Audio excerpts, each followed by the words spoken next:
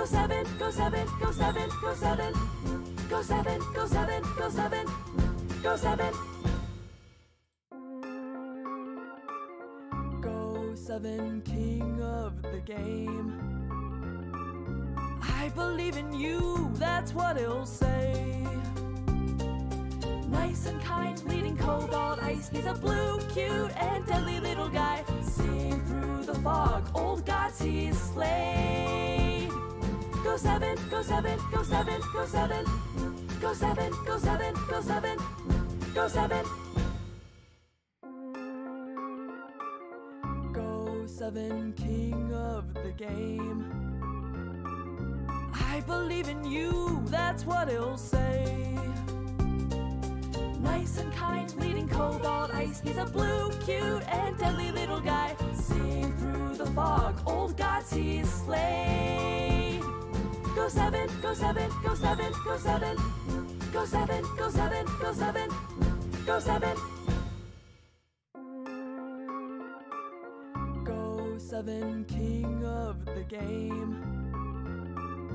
I believe in you, that's what he'll say. Nice and kind, leading cobalt ice. He's a blue, cute, and deadly little guy. Seeing through the fog, old gods he's slayed. Go7, Go7, Go7, Go7, Go7, Go7, Go7, Go7.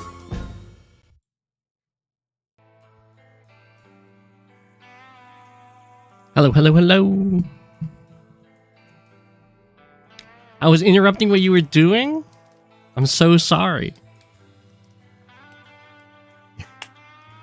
May the force... Oh, it's Mace Windex. I have just started watching The Mandalorian for the first time.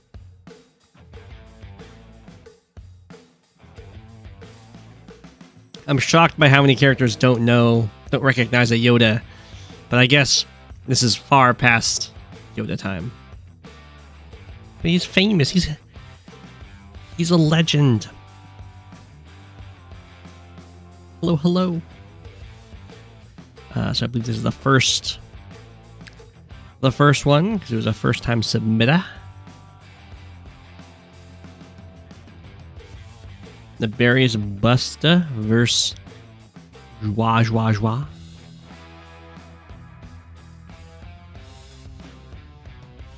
On my least favorite map, also known as Scavenger.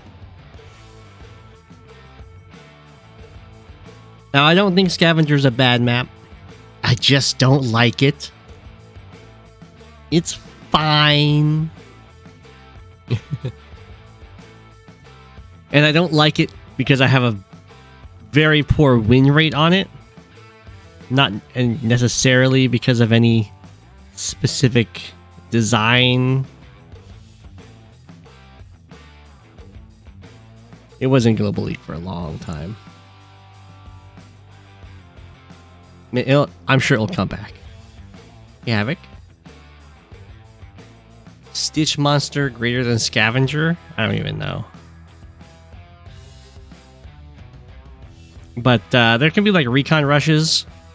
In particular, the hardest to capture property on this whole map, if you don't get it in your initial capture phase, is this one. Way up here with the mountain. So sometimes you'll see recons get rushed on over here to interrupt the capture, and then it's just a nightmare to get this city again. These central cities can also be tough. It's kind of like this city, you know, along this diagonal are the contested cities-ish, with this one and this, well, you know, this one and these middle ones being the most contested.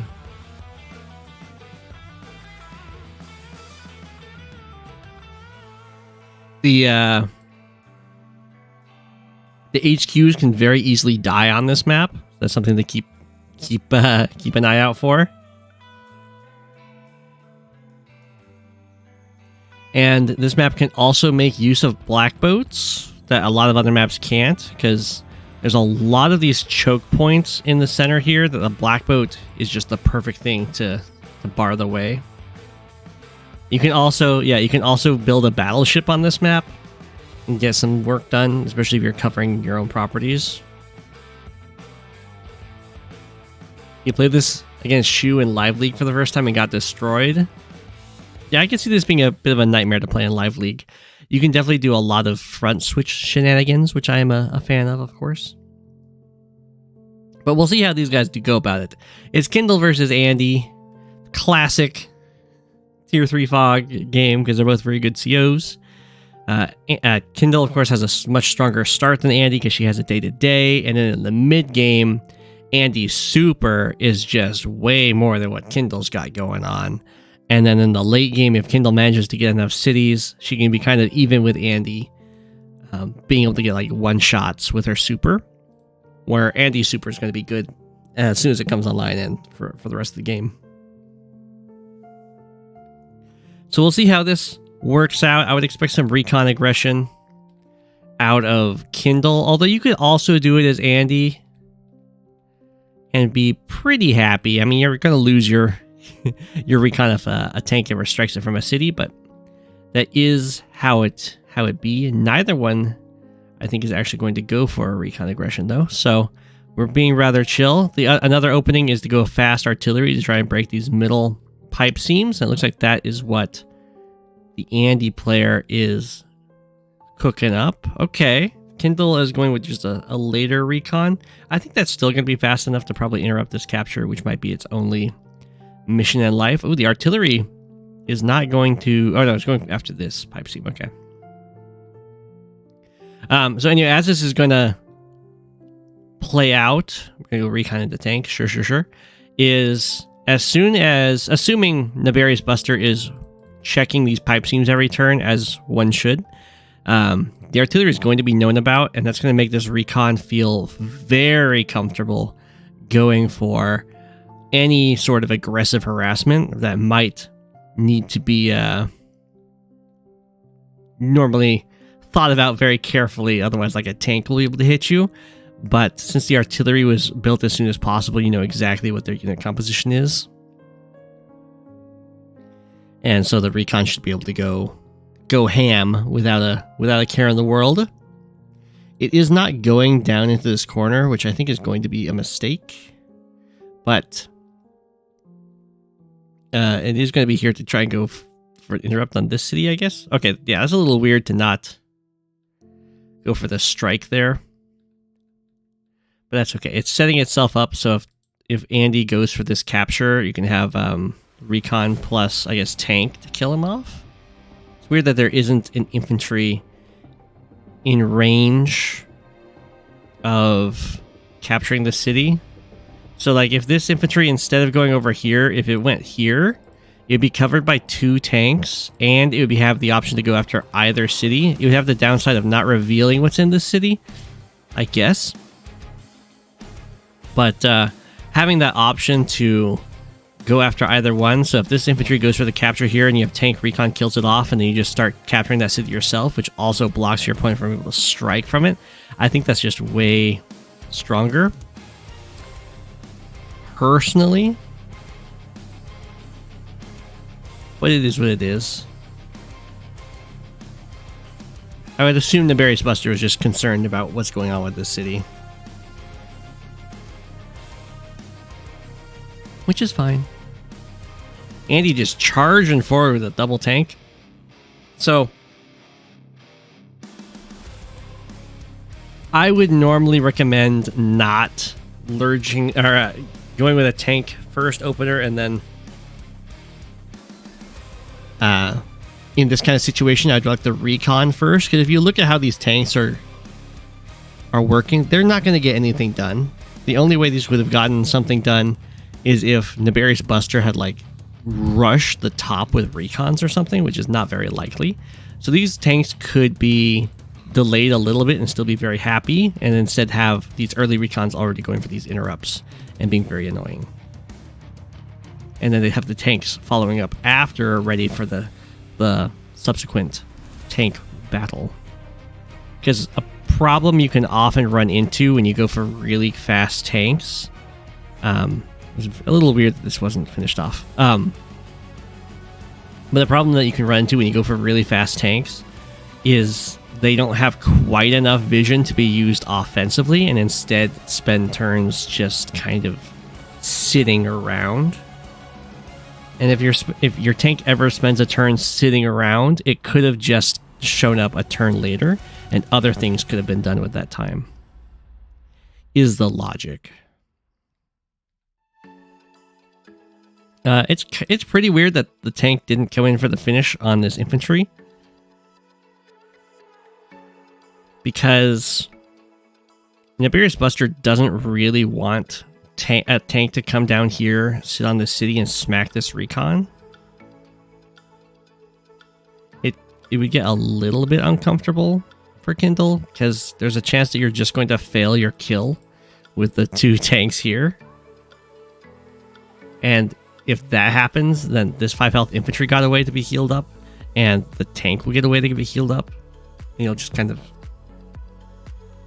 potentially be down a recon, which would be absolutely disastrous. Not like unrecoverable, but would be pretty rough. Yeah, so like this is not a great situation. This tank's just kind of been, I think it moved like a little bit and then sat for another turn. If you're going to have your tank sitting around doing nothing, you would prefer if it was in a slightly more centralized position, because a lot of its vertical movement here is kind of being wasted. So you try and move it down a little bit, unless you really needed it to like run over to this mountain or something.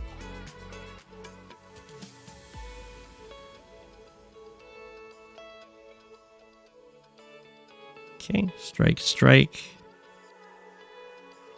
So here, it's kind of debatable. It's up to what you want to do. If you want to do tank and then infantry strike. Something you can do here that the Naberius Buster doesn't, and might not want to, but you can go tank comes in, smack, infantry comes in, finishes off this infantry, and then this tank comes in and just sits on the property, so that you have a Kindle tank guarding that spot for Andy to attack from. But that does kind of commit the vehicles pretty heavily. But it comes with a really nice advantage in that this infantry would be gone, and there wouldn't be any injured infantry for Kindle. They'd be full health instead, which helps them threaten all those captures. And yeah, going for this capture is a little bit risky for sure. So down goes that infantry. And then this is the problem that can happen when you go for those contested properties, especially if it's on like the more opponent side of the map, is you get the property, but then the opponent's army shows up and they just kind of take it from you.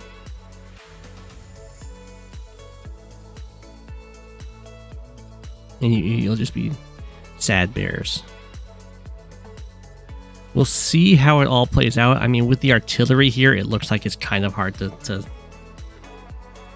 to realistically stop this capture. The one thing that Naberius Buster could do, which I wouldn't recommend because it's kind of going way overboard, is you can have like the anti-air break the wall, and then the infantry can help break this wall, and the tank can hit this artillery while the recon zooms in to interrupt the capture. But I guess even better what you could do, well, there's just not enough stuff here for Kindle to realistically do this. But if you could do like recon, anti-air kills this infantry, infantry plus recon kills this infantry, and then the tank can strike from the city, you need at least one more tank to hit the artillery. But that would be a course of action.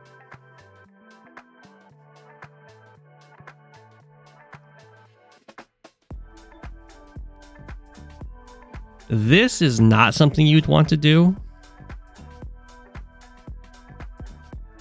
specifically against Andy. Well, it's fine, I'll say, because they're just infantry doing this. So it's not going to be like, it's not really game ending if you get unfortunate trades against Andy's infantry in infantry fights, but it will usually result in you losing your infantry and these ones backing up to you know, re-enter with the super.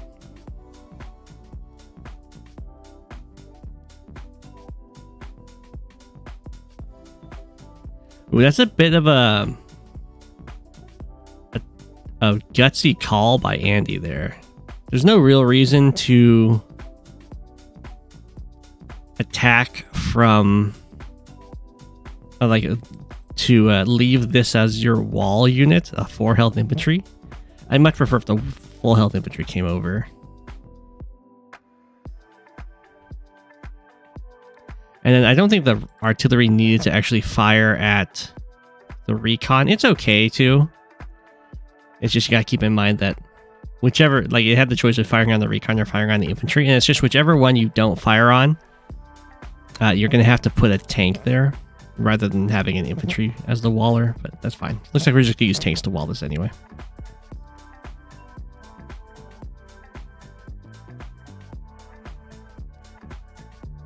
Okay.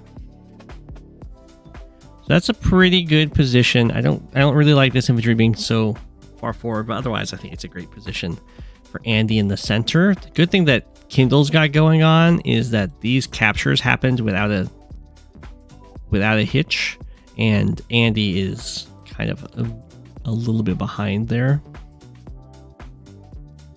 If Urban Blight was on the field, then there would be an opportunity to try and blow out this side of the map, but it's always going to be really risky to try and go for a 2-hit KO on a city roll against Andy, because it's just so painful when the tank survives at 1 health, because that's more like the tank survives at 6 health. You can just kind of scoot away. Ooh, we're going straight into the battleship. Well, it's not going to be able to save this city, but it's going to have some control, or it's going to have a lot of control over the center, which could be tough for Andy to deal with. A lot of it's going to come down to, well, never mind. I was going to say a lot of it's going to come down to when Andy figures it out. But Andy is going to figure it out immediately because the recon can see it be built. So traditionally, you want your battleships to be more of a surprise, but this is a Kindle battleship on a harbor, so it's going to do a lot of damage when it fires. And looks like Andy's going to respond with like, oh, if you built the battleship over here, I'm going to strike you elsewhere, which is exactly what you should do. Sometimes you'll want to wait a single turn so that your army's a little bit better positioned, but in this case it looks fine. The army can just kind of scoot over pretty safely.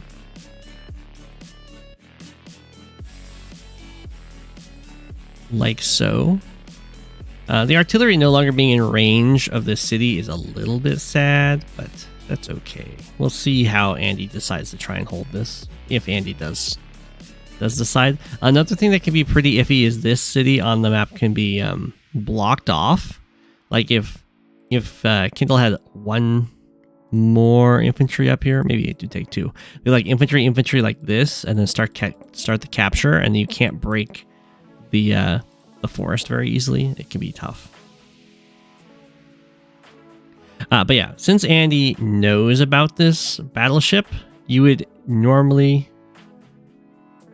go about 2 ways of dealing with it. It's either 1, you just kind of ignore it and strike elsewhere, or just like overload it, attacking everything underneath it with just a lot of stuff, or you go to kill it, and to kill it you would traditionally use a bomber, but you can swarm it with copters as well.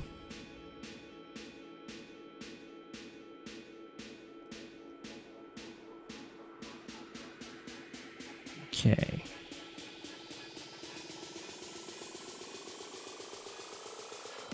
So yeah, Kindle's going to be really strong over here, thanks to, well, having a bomber.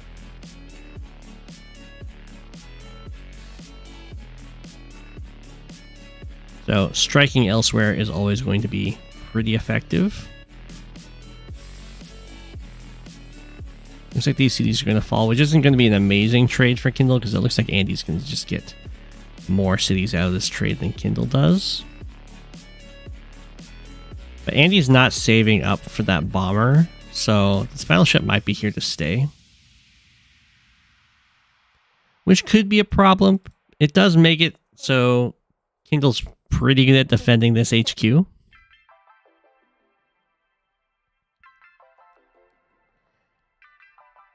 And that might just signal that they're going to swap these sections of the map, and then in which case no one will be especially ahead economically. Although Andy would be expected to have a much stronger standing army because so much of the funds for Kindle are sitting in this battleship.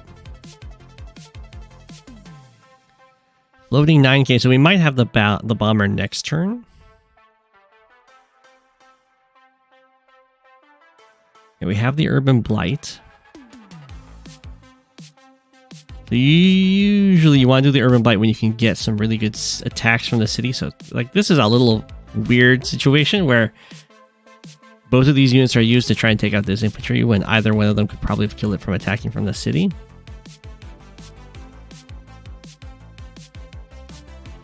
Because Kindle's power and super, they do two things because she's a fair and balanced CO.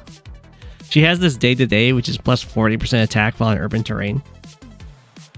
And her normal power does 3 damage to all opposing units that are on urban terrain. And then it also doubles her day-to-day to 8 plus 80%.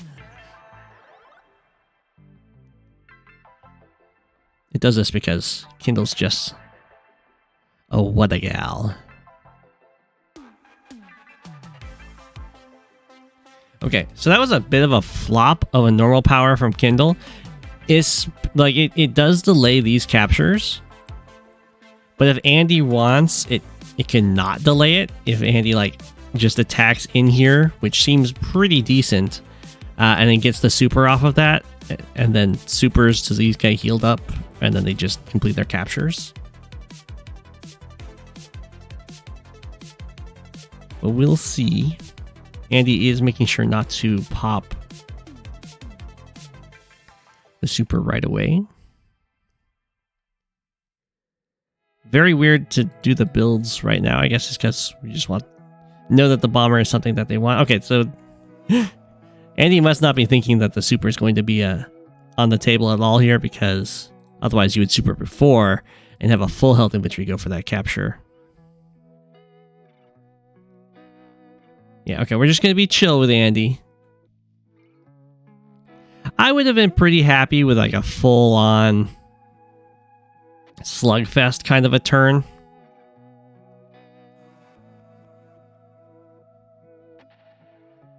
Just because Kindle wouldn't get any charge off of it. Oof, wow. That's a very fortunate survival there, so that Kindle doesn't need to attack from that city. We're seeing a bunch of Andy units surviving at low health. Okay, that does die.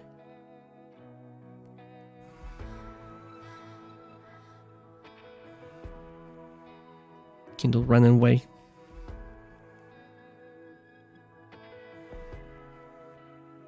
Okay. We do get a nice artillery shot here, but there isn't anything over here that can currently deal with the medium tank. So how you'd expect it to play out is that everything around the medium tank will just kind of die. Fortunately, this one does have a forest, so it'll be pretty difficult to finish off this artillery. Okay, we go for the hyper upgrade. Boop, boop, boop.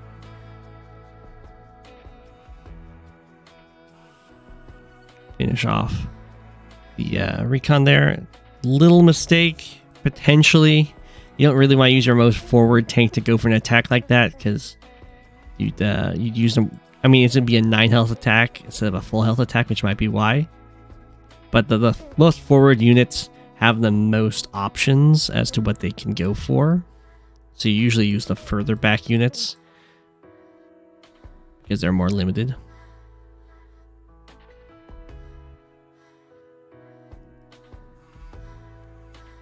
Up. That wasn't it. Did that kill a recon? I mean, that did kill a recon, which is something. But to kill the recon while having to dive into the battleship range is a little iffy. For sure. Or I guess that one's more fine because the battleship doesn't actually reach this tank. But this tank then running down and killing an infantry is a little weird. You're going to want to join this because you don't want it to be easy to clear that. And then I guess it doesn't really matter because you clear it and then you attack an infantry. It's not the end of the world.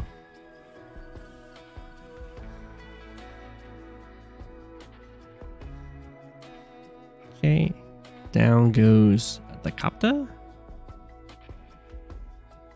The Urban Blight.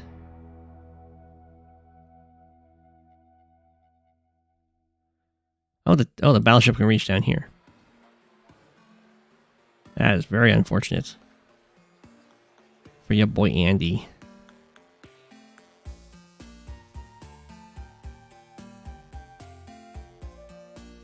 Ooh.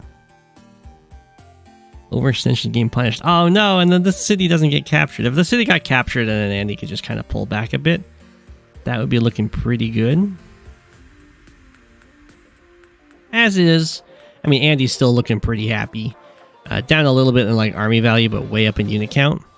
But if this army stays around down here, things are going to go really bad really fast. Losing the stuff per the poor trades up here was not fun. So, okay. So this is always a tough situation. Is whether or not you attack with the anti-air here. And the thing is, when you're first learning to play the game, this is like always attack with anti-air every time, because what's an anti-air going to do other than kill a copter? But this is actually not what you want to do with the anti-air, because this is the only anti-air with the entire army, and it takes a long time to replace this anti-air. It has to first be built and then travel like 4 turns to get down to this army. It takes 2 turns for Kindle to replace this copter. That's a 2-turn tempo advantage for Kindle. And during that 2+ turns, there's going to be absolutely nothing over here that's going to stop the Kindle copter army or Kindle copter force from just harassing all of Andy's army. So it does seem weird, but you want to preserve the anti-air so that as you retreat and the copters then pursue, you can kill the copters and protect the anti-air.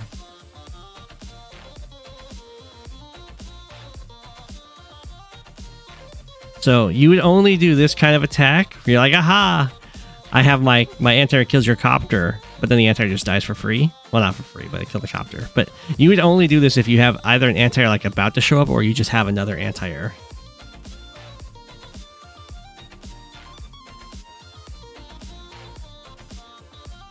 Yeah. And anytime you attack forward with an anti-air, you should immediately build a replacement as well as having spares around.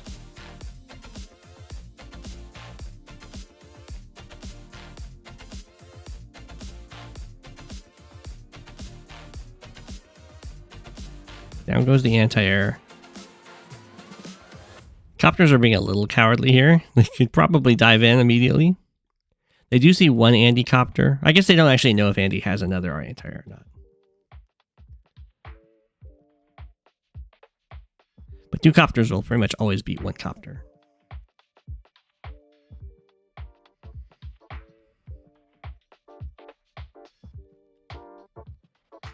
Ooh, Andy did get this city. So yeah, this is looking really good if Andy can now just stall the game. Up way in economy. 5k income lead, a unit count lead, just down in the unit value. Okay. There's no artillery in range to interrupt this capture. So this is going to come down to a little bit of experience. You just let this city go. If you didn't set yourself up to interrupt this indirectly, you just let it go, because right now You're ahead in every metric except for army value.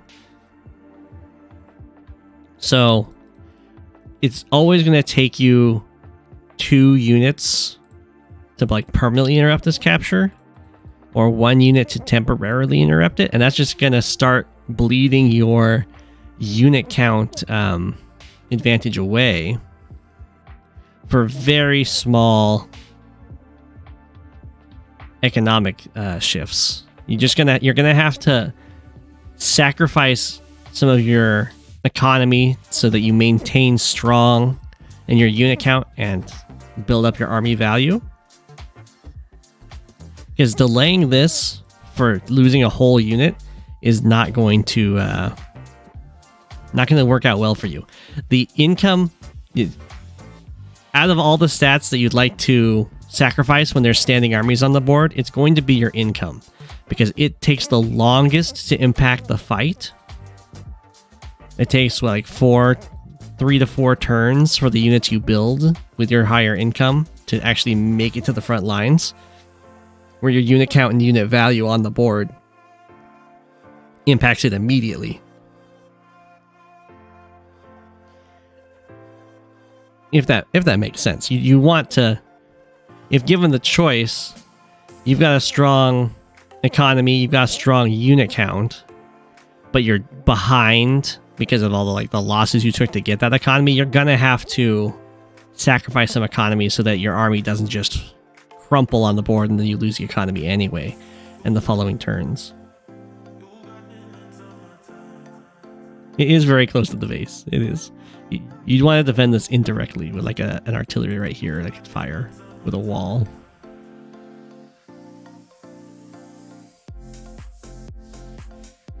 Oof. Pretty good strike force here. I don't know why the bomber is way down here. You would kind of expect it to go kill the battleship. Yeah, the no anti-airs for Andy is really weird.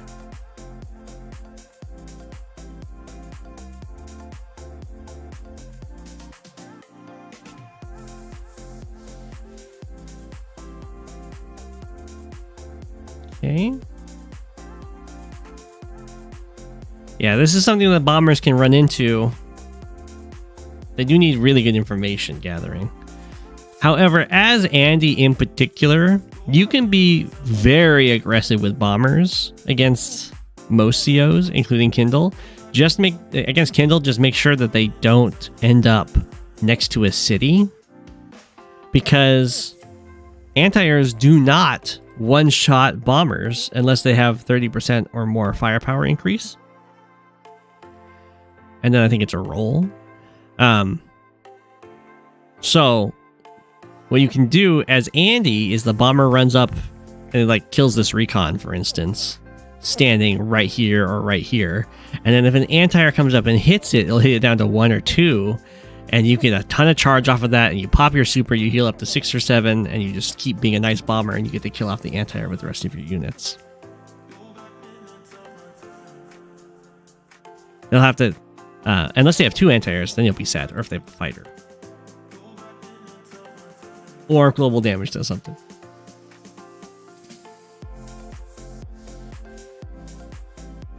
This battleship is getting some nice shots off. I don't know. It's just a lucky battleship. The opposing army has not come for it.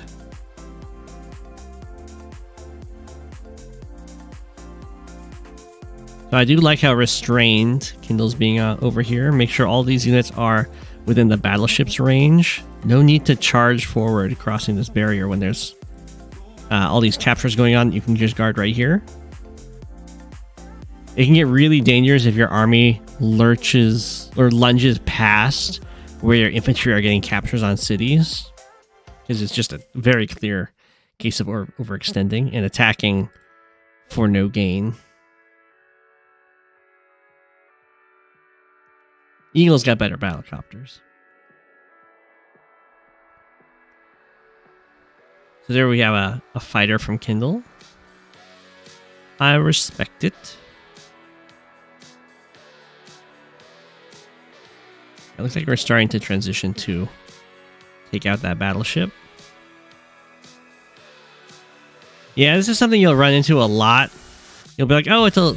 Because if this is like a tank or a recon or something, you're like, oh, my infantry has a very good chance of killing this 1 health unit. But anti-airs are very resistant to infantry fire, so it's always like a roll here. And that can be real nasty. So in that kind of situation, sometimes you'll want to consider just using the 5 health tank. So you guarantee to kill the anti-air. Just because anti-airs are one of those units that repair really well. Like tanks, oftentimes they need to reach like 7+ health to be effective. An anti-air at 3 and 4 health can still really hit the copter.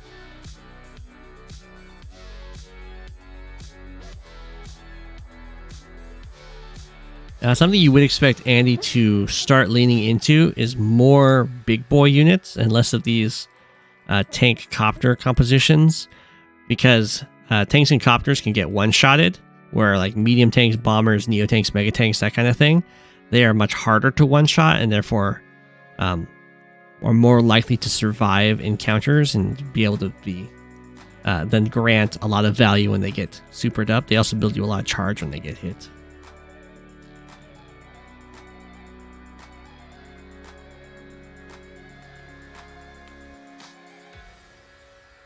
Fighters are another thing that Andy can really benefit from. So the anti-air got away. Speedy, speedy.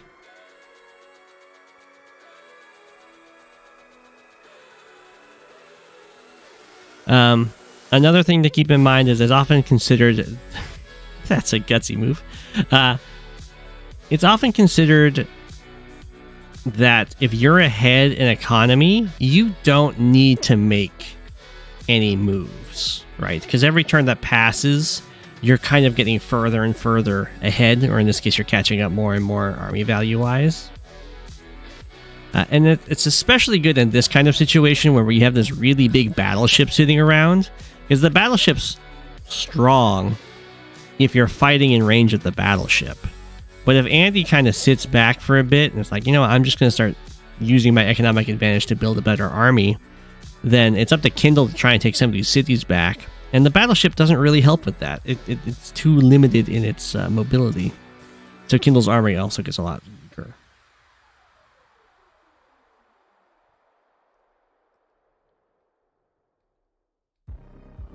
Yeah, these are losses that are very painful for Andy, especially because Andy is sitting here at full charge. So not even getting any charge off of those losses. There's still no anti-air for Andy, which I think is about to be really tragic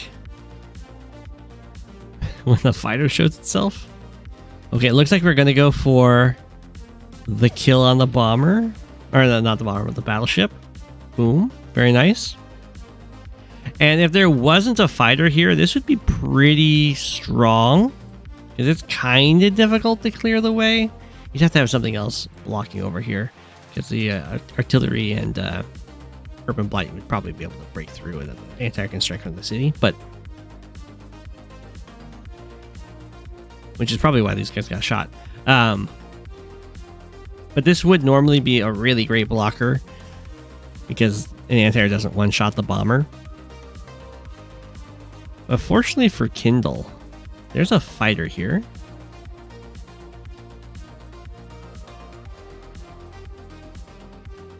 So it's just going to fly up and one-shot the bomber, and then the floodgates will be open.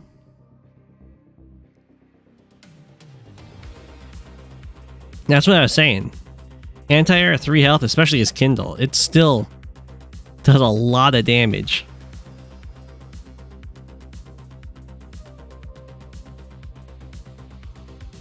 Ooh, the tank survived at 1. That's very fortunate for Andy.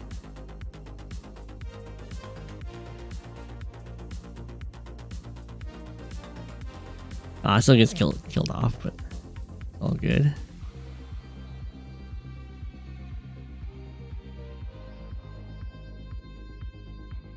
Okay, so that's a pretty good attack or response from Kindle.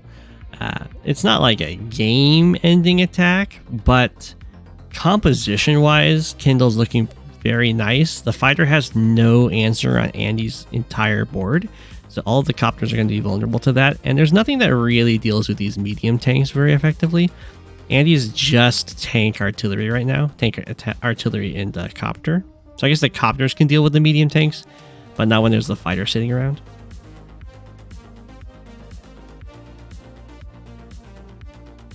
Okay, we have Andy fighter to deal with the fighter. You do not... Well, Andy fighters are nice because they're really hard to kill, so they heal up a lot. But you don't need to build a fighter to deal with a fighter. That might actually be not great against Kindle in particular, because if your fighter is ever sitting next to a property, then the Kindle fighter can actually one-shot you. But what you can do against fighters is you can just build anti-airs. You'll have to build 2, or you have to build 1 and have units around to trap. And you can just expose your copters to the fighter on your side of the map. So the fighter is tempted to dive in, kill the copter, and then it gets surrounded by infantry or something, and the anti-air comes over and kills it slowly. We had an anti-air earlier on for Andy. It might be the case of Andy's thinking, I'll just win copter wars with my copters because I can heal them up. I mean, Andy does have nice copters. But even when you do that, I would recommend having at least 1 anti-air supporting.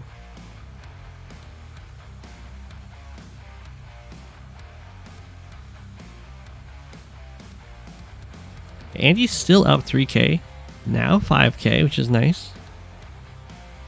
Although that's definitely going to be a temporary 5k, unless Andy's super committed to holding this.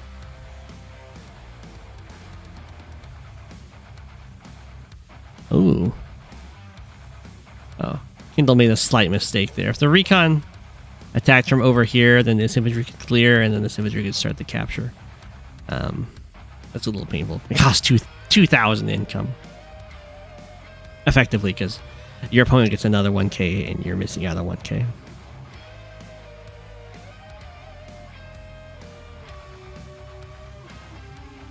Yeah, the fighter's just going to chill now, which is exactly as the fighter probably should. Take a nice central position so it can shift to either front where needed. There we go. Now Andy's starting to go for some more teched up units. Once the Neotank hits the field, the front, it's going to be pretty nasty. It's going to be killable by Kindle if the Neotank's placement gets a little awry.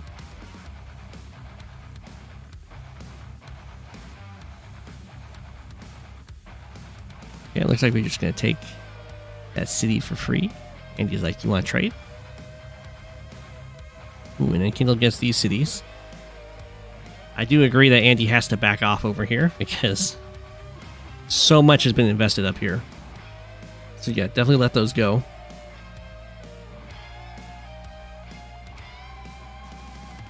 Kindle might want to let these go. We'll see how that ends up playing out. We do have the rocket. The rocket's kind of a classic unit to see on this map because it can guard... It can try to lock the HQ from way over here. And it does look like they're gearing up to have a little bit of an HQ race here.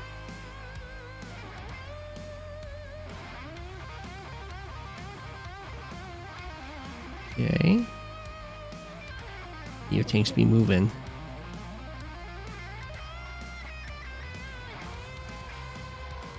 We get the Urban Blight. Nice breakthrough to that tank. Get the artillery. Here we go. Or Black Boat is definitely in danger there. Andy is actually still pretty far away from the super. And yeah, here now Kindle's like, oh yeah, I need to fall back and try and protect this. The rocket should not be this far forward. That is mighty dangerous.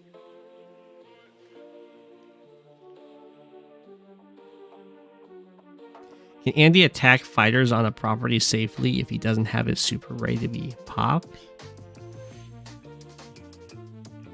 You mean like have an anti-air attack? The fighter?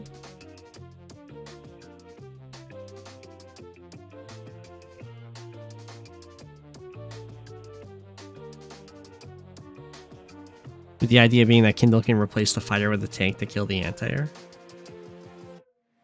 This is definitely ending in a race. Oh, Andy fight. No, Andy. I don't think wins that.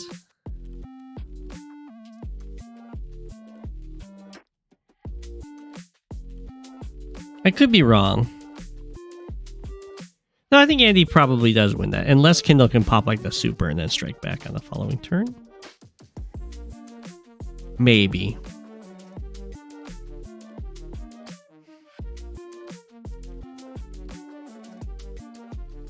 Yeah, Andy's in trouble here because Andy didn't get the super that turn, and it might be true that like the Andy army composition isn't amazing for the super, but the nice thing that the super would do is it would heal this up to 8 instead of 3.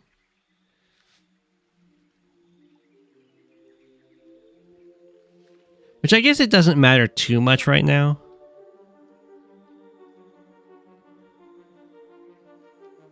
Ooh. Oh, these Neotanks went up.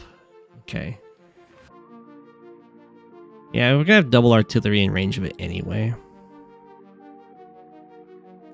So it did die, but I think it didn't actually end up mattering because the double artillery will be able to fire on the next turn. If there were infantry in range to start capturing this turn, then that would have mattered.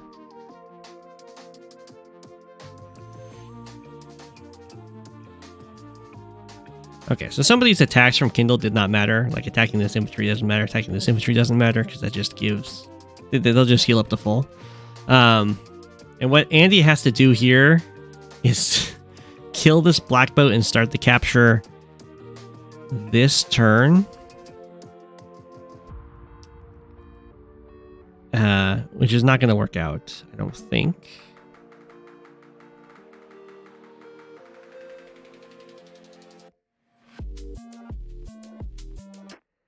Here comes the tank, here comes the copter.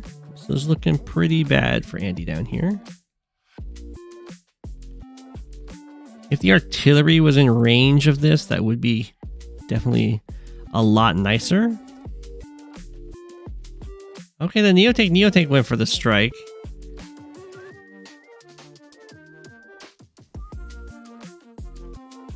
If this was possible by Andy without using the super, then you definitely would have tried that. I guess it doesn't really matter though, because Kindle can kill off this infantry with the 5 health rocket plus Urban Blight, I do believe.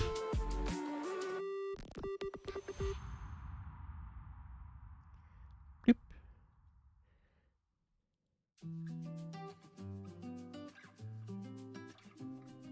Yeah, there's going to be nothing in range to interrupt this capture. And then all Kindle has to do is, yeah, at least knock this guy down to 4 or less, or kill it. And then the race is won.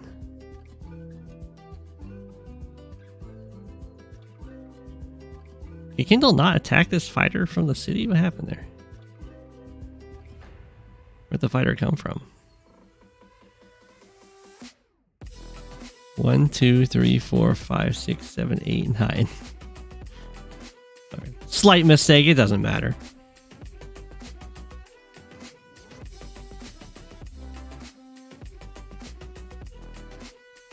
And then Andy starts to capture, but can't interrupt this one.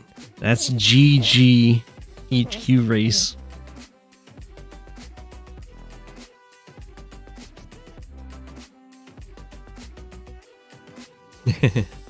I do still hate this map.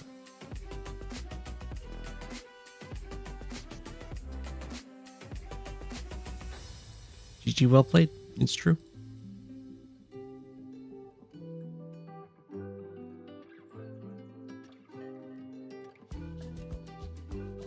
Okay, next we have the Night Shadow.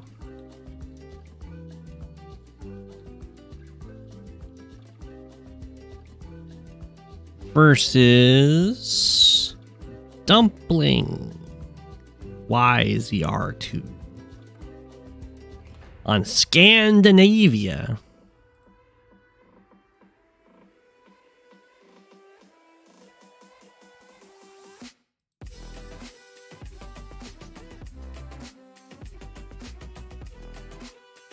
Okay. This seems to be a tournament game. Yeah, Silvera tournament game. I don't know the rules for this tournament. It looks like the funds are regular. The missiles are inaccessible. No tag. Is this just standard, or is it gonna be weather or something?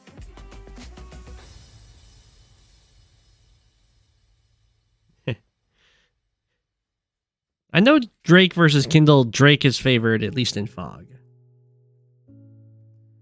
I will be streaming for another hour and 10 minutes.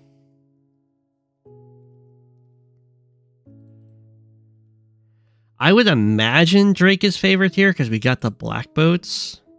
And Drake's black boats have extra defense, plus 25%, which is a lot. And also plus 1 movement.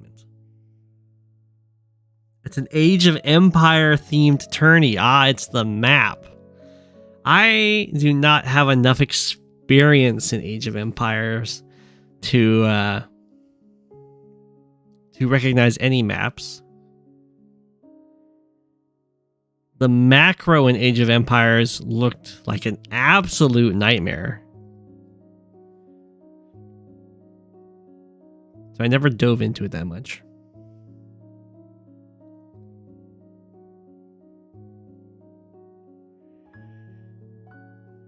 I can just Google Age of Empire maps.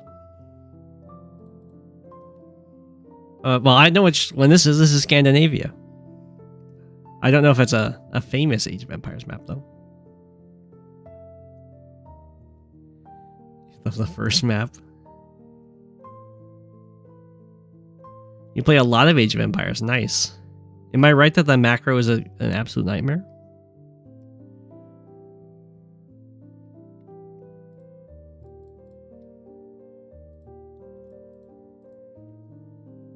Okay, so this map, it's 3 base.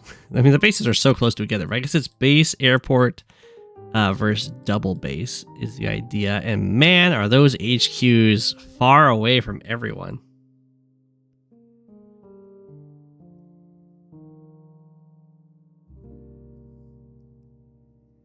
I don't know. Is this the map it's being compared to? Let's see. Oh, okay. So there's the starting.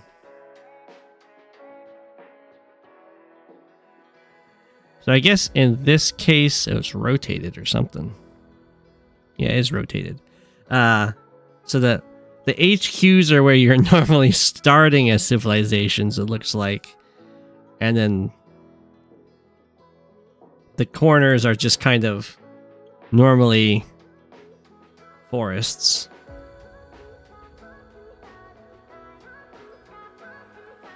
Okay. Interesting. I don't know why. I guess the idea was where that Silvera is struggling with is where do you put the HQs if you put the production where the bases normally would be. This is not a mirrored map. Does Age of Empire not play with mirrored maps? It's mirrored in Advance Wars by Web. But in Age of Empires, this is not mirrored. They just not care about that stuff?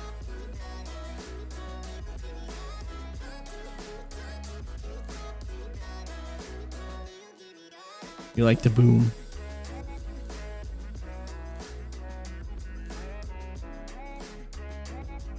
There's some RNG in map generation. I see, okay. But I would have thought the starting locations would at least be mirrored. Are the missiles for decoration, or are they functional? In Age of Empires, they're just decoration. I didn't see anything missile-like. Age of Empires is an RTS, but I would still think, from my experience, you want symmetry still. Still balanced? Okay.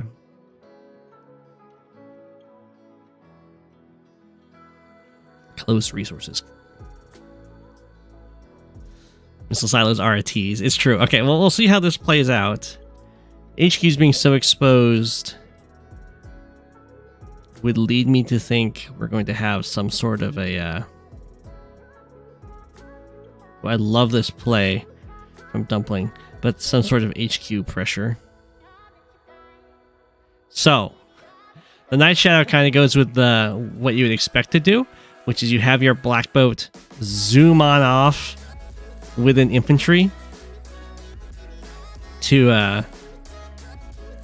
get these more forward captures, but Dumpling's like, aha, if you leave your harbor, I'm gonna go sit on your harbor and be a real jerk, slowing down your close city economy, as well as making it so the black boat has a hard time coming back to pick up infantry. So that was a nice play by Dumpling.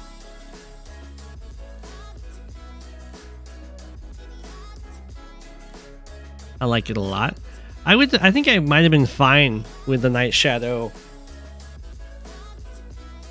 because I think after that, like after the harbor block is no longer an option, you can just chill on the city if you want to, because at least you'd be occupying that.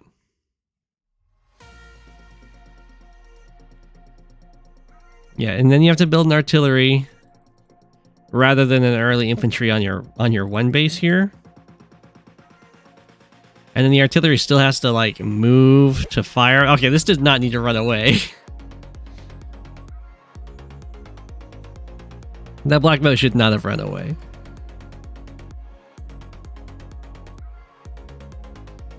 Because if the artillery fires, they're base skipping and you're super happy with that. If the artillery moves to here and then the black boat stays here to like lock this Kindle black boat here, this is still slowing down the black boat dying and the harbor getting freed for a really long time. And I think the black boat doesn't really do much after this harbor gets saved. I mean, we'll see. We'll see if it ends up doing stuff.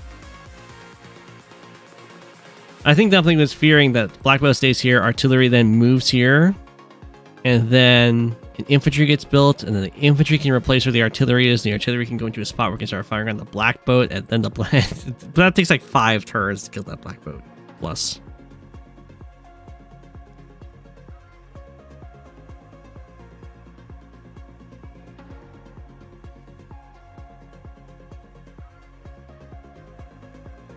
Oh, the black boat came back. Okay.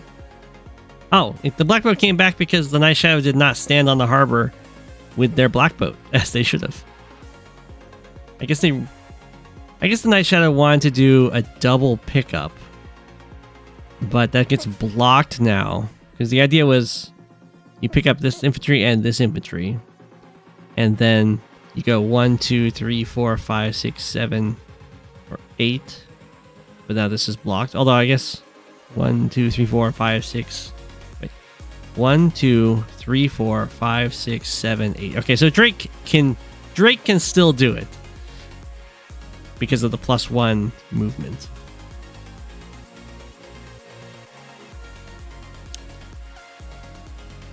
Okay, I don't know why Drake didn't go and do that. Who cares if the black boat gets like once the black boat leaves. This is delaying at least 2 captures, maybe 3, by keeping these 2 infantry in here rather than unloading them. Unless the idea is you're just going to unload them further up here, but that's going to get interrupted by the tank. I don't know.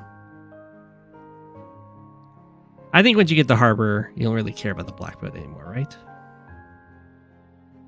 We'll see. We'll see.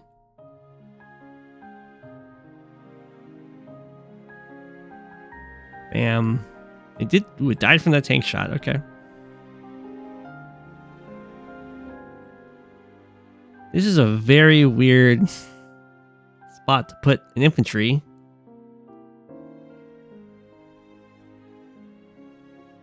So you can go there. But why drop off here?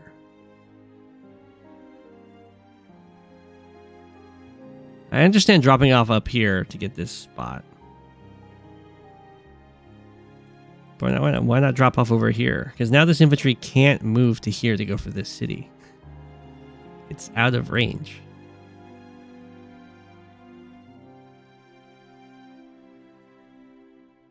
Alright, Kindle gets a free interrupt over here. In the center.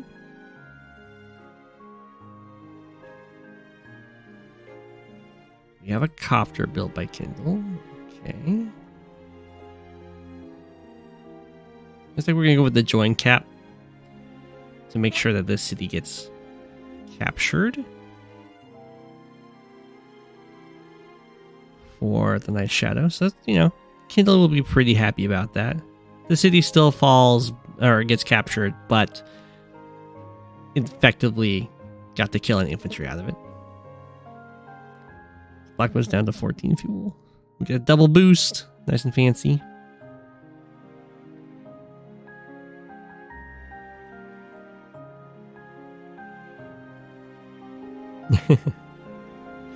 Okay. So artillery is not guarding much, so it's a little weird, but that's okay. The black boat's trapped. It doesn't really matter though. I guess it might slowly die to this copter. I don't think Kindle wants to hit this black boat. Maybe you do because now there's the harbor, can refuel at, but you don't really want to have Drake with the extra charge on such a wide map.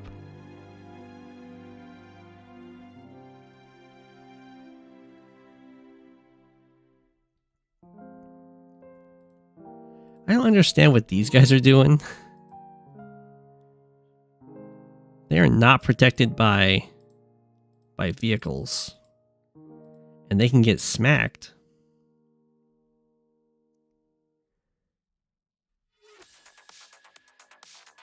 Okay. Well, we're sticking to a very tank artillery kind of composition going on here for Drake. There's one artillery per Kindle. Otherwise, it's just a bunch of tanks, and I guess there's one copter per side. Yeah, this was a weird play by Drake. Those infantry just kind of get gobbled up. And what's really nasty about that is now there's fewer infantry on this kind of isolated front to contest these properties.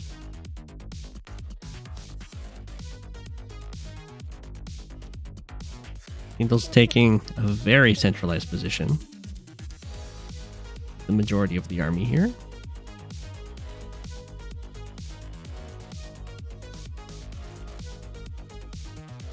I don't quite I mean, they're defending this infantry line, but they weren't really being threatened. So these vehicles are right now pretty passive.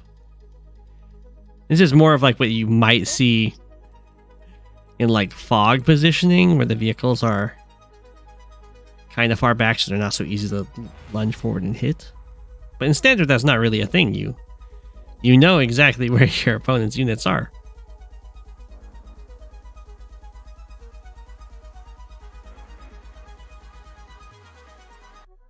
Okay, the block goes down to 10 fuel. It better start. 1, 2, 3, 4, 5, 6, 7, 8, 9, 10. It can't make it. Oh, no, it can if it goes this way. 1, 2, 3, 4, 5, 6, 7, 8, 9. And it spends one turn draining a single fuel. Oh, no. Oh, it wasn't. Yeah, that's right. It wasn't Kindle's. So 1, 2, 3, 4, 5, 6, 7, 8. And then it crashes right in front of the harbor. Rest in peace, Black Boat. He decided to do a single scoot over, huh?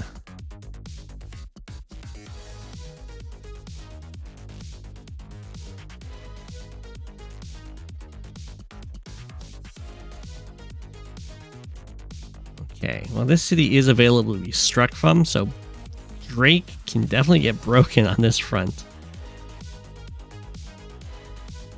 A little weird.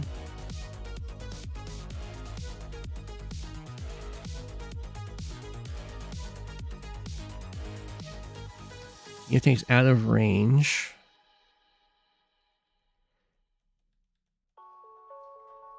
The Kindle army looking mighty scary right now, staring at the HQ.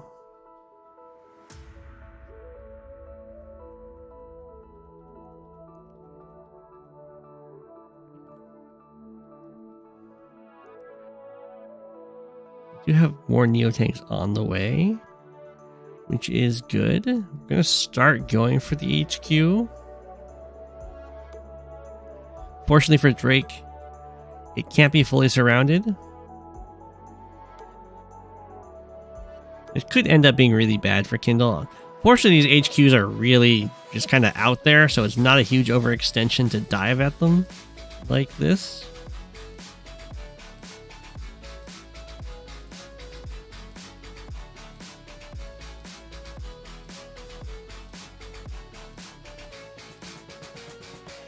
But even so, it can be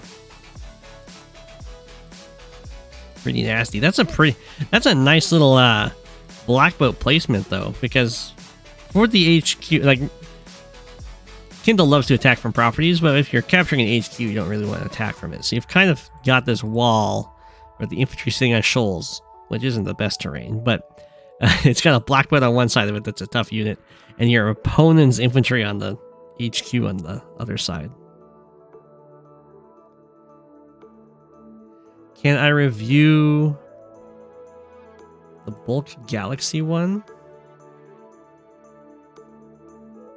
This doesn't seem to be on my...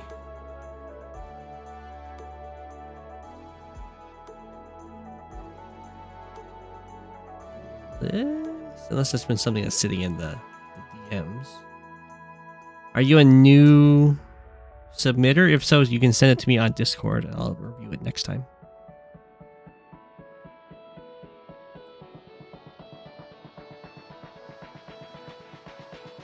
Drake attacks over here. Drake really wants to build up enough charge to get a super off in this fight.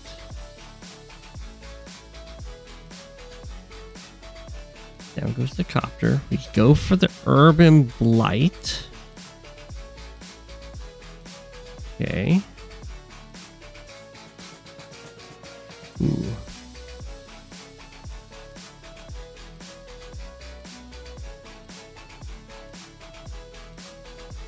I like it. So the infantry on here got sacrificed and you can just start up a new capture is the plan.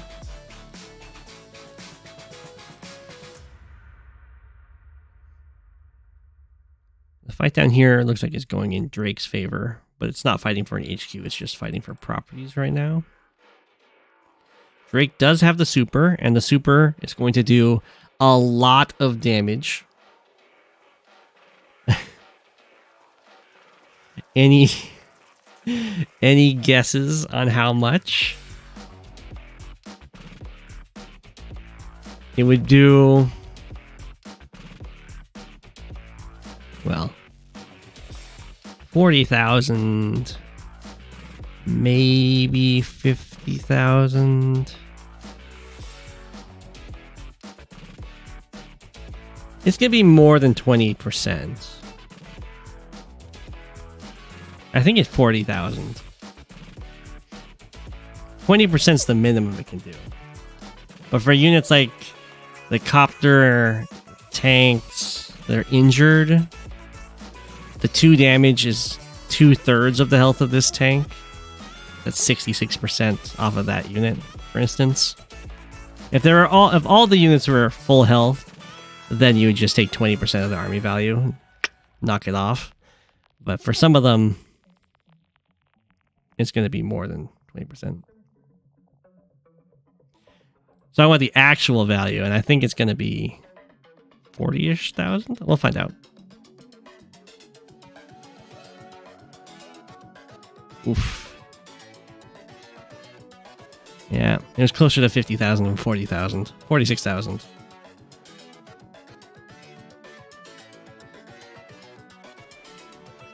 Is that 36? Oh, you're right. That's 36. That's 36. That's 36. But see, that's not 20%, Humida. 20% would have been, what, 34?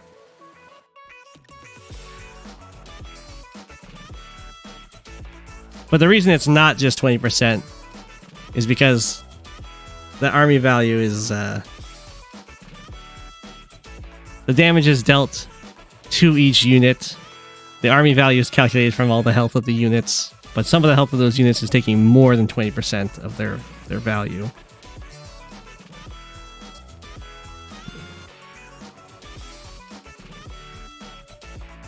Well, for example, let's say that Kindle has this army value, 170,000, but every single unit has 3 HP. That means when the super gets dropped, it's going to be 66% of that value. It's not going to be 20%. It's going to be 66%. As every single unit will lose 66% of its health from 3 down to 1.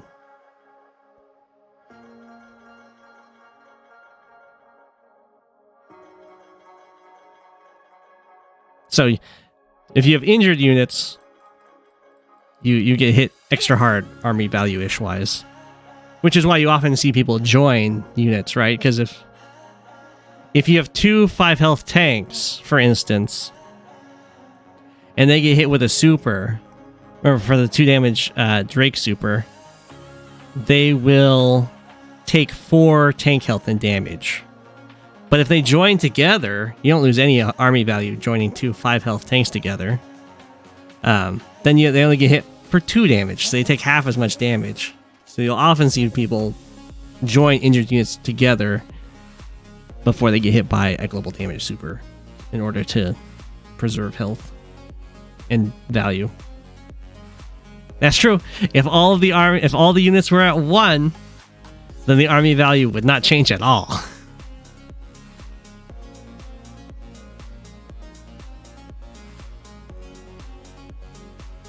However, they would all be down to the minimum health of 1. They'd be at 0.00001% or whatever it's set at. There just would be no change army value. Anyway, so you did like 36,000. Yeah, 36,300.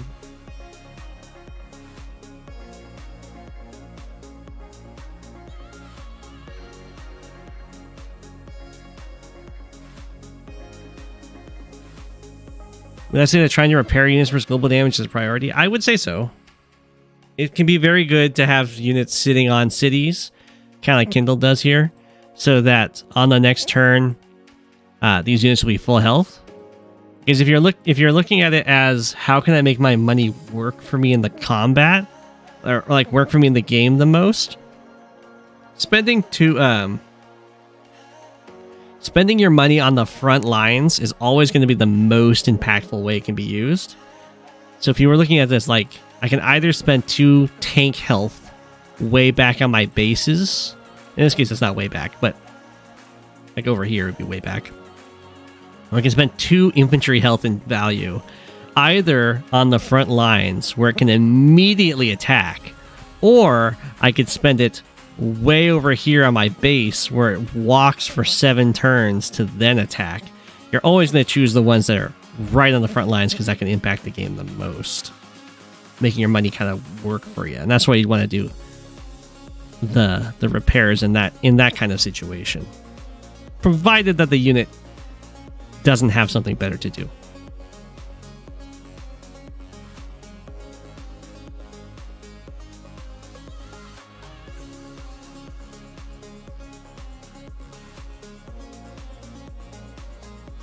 Okay, this looks pretty rough for Drake.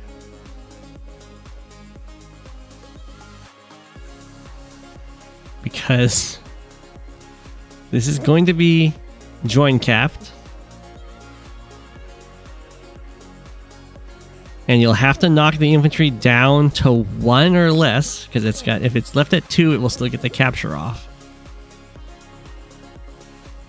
But you also have to be able to kill all the blockers.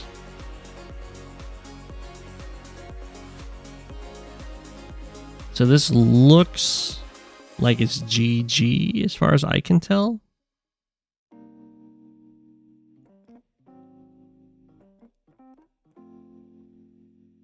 Unless I'm missing something. So to knock this down to 1 or less, it's gonna take 2 attacks.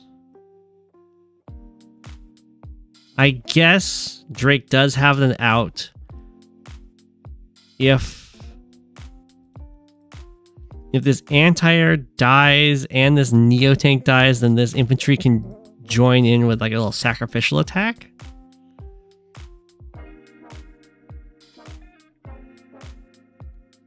Of course, if Drake manages to get a normal power, then that would help a lot as well.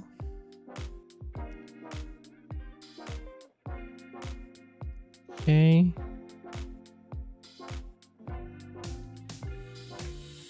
Okay. We have our sacrificial attack. Neo tank, you're gonna have to do a lot here. Ooh, it worked all the way down to 1. That must have been a roll. Okay. Well, that's really, really bad for Kindle. That is absolutely terrible for Kindle. Because whenever you go for an HQ cap and you block with the units, those units are just kind of leaving themselves exposed to die off, and they have like no reinforcements. So you're hoping, you're like, I'll take these huge hits. It doesn't matter because I'll just win. But then if you don't just win, usually the game just kind of ends because the hits were so bad.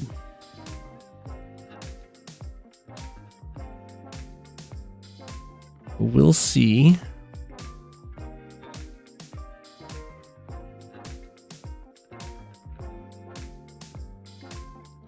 Night Shadow cleans this up. And if this ends up being a Drake versus Kindle game, kind of inching towards the late game, Drake is going to be really happy. I don't know what was up with this move. But Drake will be really happy. Because as we saw, the super for Drake does a lot of damage. And it scales with how many units your opponent has. There we go. You see Dumpling joining units together there.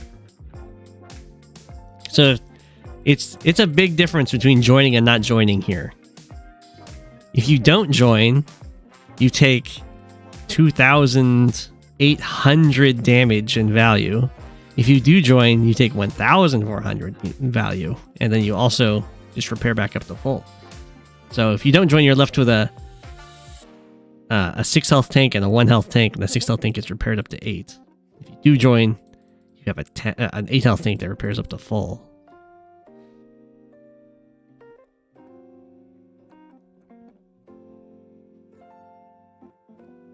You hope to see battleships.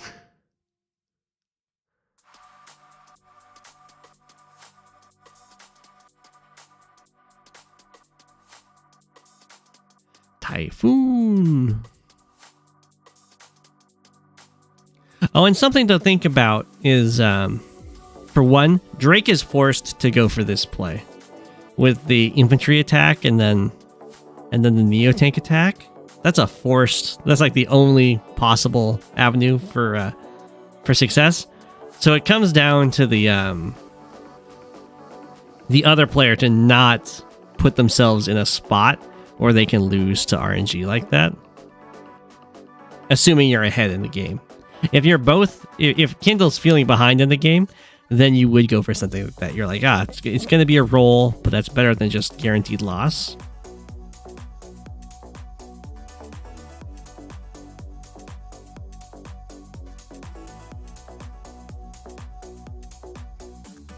Urban Blight. Blip.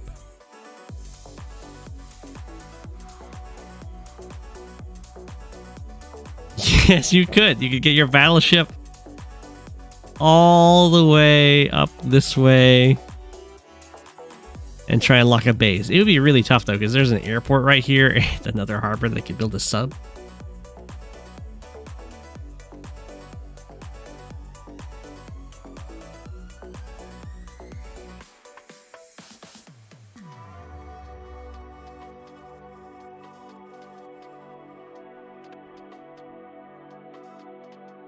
No, we didn't see how much damage the Drake super did. Well, this one's going to do a lot less because Kindle's... Well, for when Kindle joined a bunch of units together and also the army values. It did less. It did like 29k or so.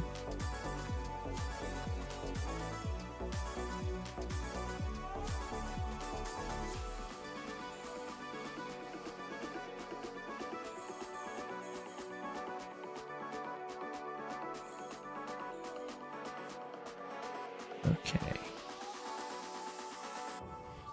Whoa, that's a neo-tank attack if ever I saw one. Neo-tank kills 1 health infantry, huh? I'm not quite sure why this copter charged this neo-tank. But it's whatever.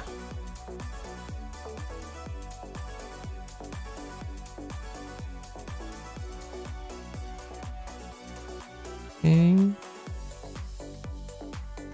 Kindle's kind of stabilized down here. I mean, there's not very many infantry left to do much. And the Neo-tank's going to be a pain. The anti-air, all that fun stuff. Oof.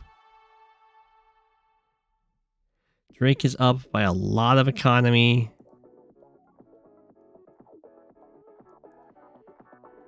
And the supers are just going to keep on flying. So something to keep in mind is, as I was talking about with like the Drake super is more effective when you're hitting injured units. But the Drake super gives the opponent injured units. So it does kind of feed into itself if it keeps going again and again and again.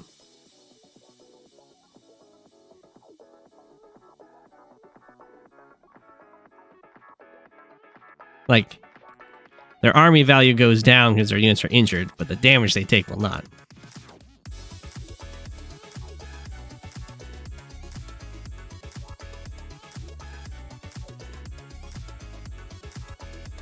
Oh, zoom in. The artillery. And the urban blight, I guess, is fine. It's to kill the Neo tank, or knock it down to 2, I guess. We have a black boat built. Interesting.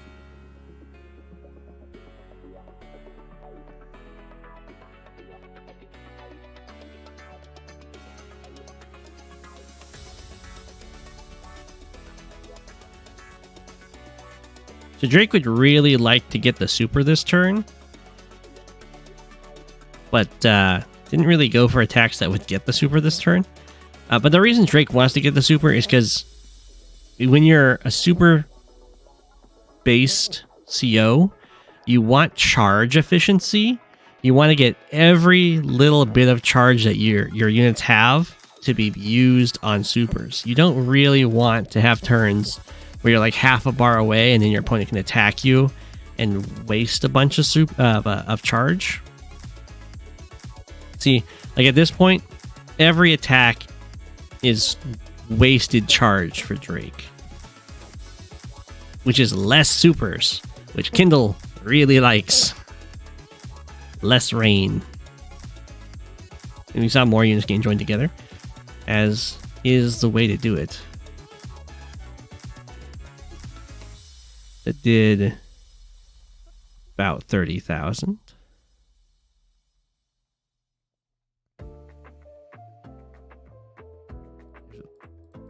Still a decent push over here. It's very impressive that Kindle has managed to maintain a unit count advantage here. Drake does have a nice 4k income lead. But it's not easy to maintain a unit count advantage when all of your units get hit all the time and you have to join them together and everything.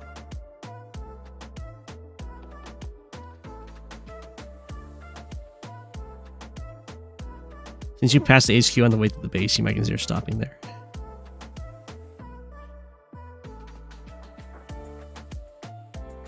We have Obama. So rain, the way it works as a weather condition is it makes it so that vehicles are slowed down in forests and plains. So forests take 3 move and plains take 2 for all land-based vehicles. Infantry are unaffected, boats are unaffected, and air units are unaffected. It is only the land-based vehicles that are affected, and it works in the forest and the plains. And then Fog of War, it also reduces everything's vision by 1.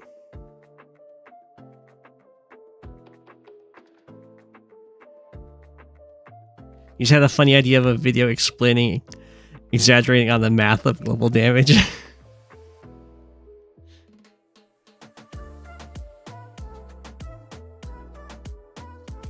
It's important to know, but it's more important to know as you get higher in your experience of the game or further on. Okay, Drake is making a run at the Kindle HQ. The only thing that can currently interrupt it is the bomber or, of course, Urban Blight. So I assume Urban Blight is going to be the avenue of choice. The bomber does not want to sacrifice itself to interrupt a capture. Looks like it's going to trade itself out for a Neo Tank, which I think is a pretty good trade. Especially because if you don't trade it out for the Neo Tank right there, then the Neo Tank just sits on these woods and all of these vehicles are no longer able to go for interrupts.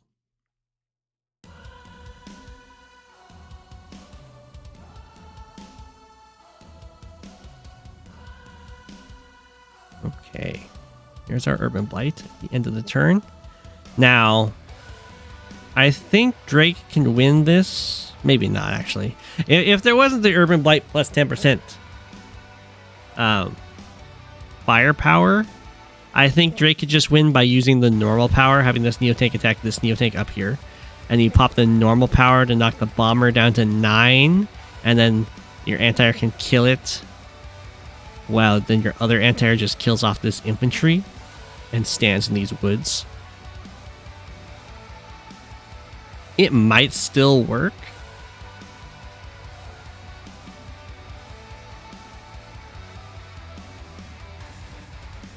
But the Night Shadow is not going for it.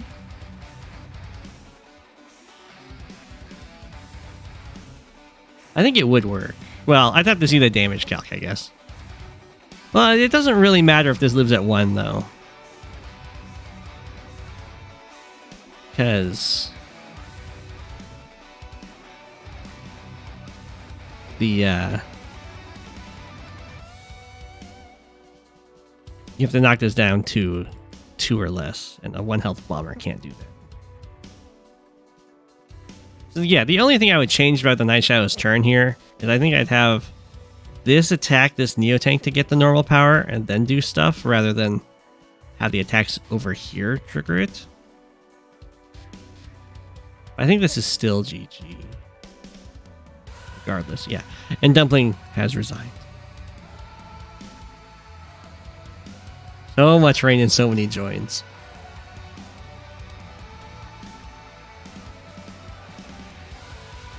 The global damage math was super relevant in the Sturm Drake game you played versus Talos.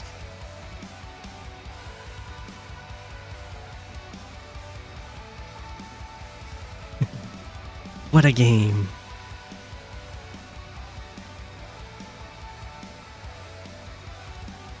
GG. Well played. Always have to be so careful with diving in on those HQs. It's like you win the game immediately, but it's so painful if there's any avenue for your opponent to potentially survive.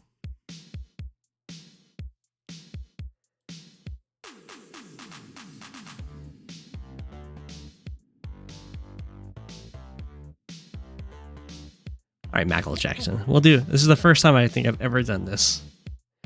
This is like the most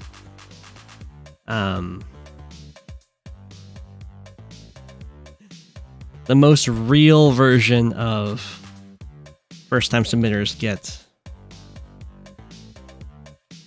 priority ever.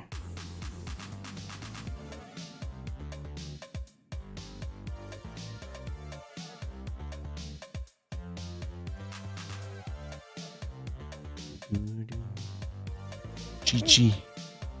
We've got Tuna Fish versus Bulk Galaxy.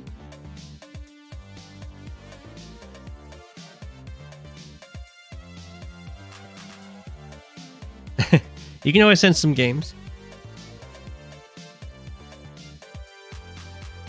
I've only ever run out of games once, I think. And when that happened, I had to bring up old Go7 games. I think I might be out of old Go7 games, so I better not ever run out again. Okay. We got Tuna Fish versus Bulk Galaxy, Grim versus Kindle. So, you would definitely expect Kindle to be advantaged here. Grim being a tier below. Now, Grim is pretty darn good in Fog, I will say. You can get a lot of good first strikes, being mighty tricky with the vision control and all that stuff. What you're hearing is we need new old Go7 games. Yeah, if you can find a way to get all of my old games that the replays weren't saved, then do so, and I'll cover them.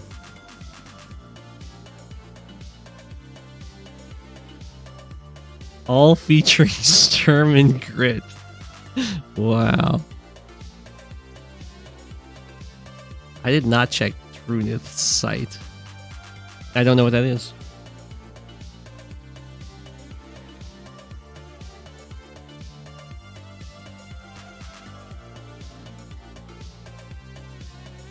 How far back do these have?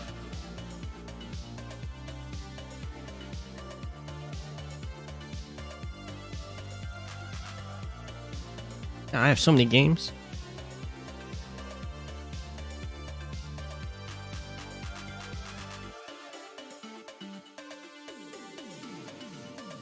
Does this have them saved?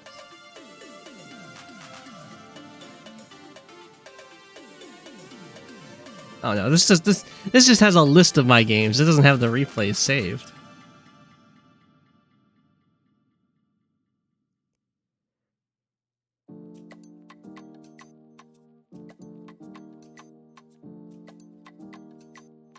Yeah, for many there's no replay. Yeah.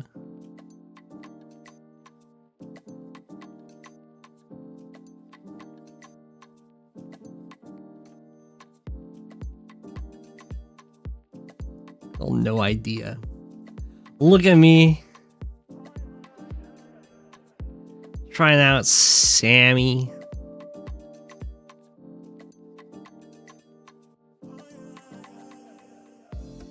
My very first league match, Andy versus Eagle. All right, moving on. Here we go. We got Grim versus Kindle.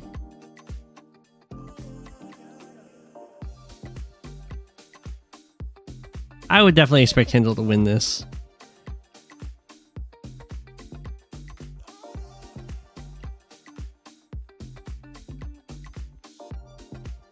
The day-to-day is better for Kindle.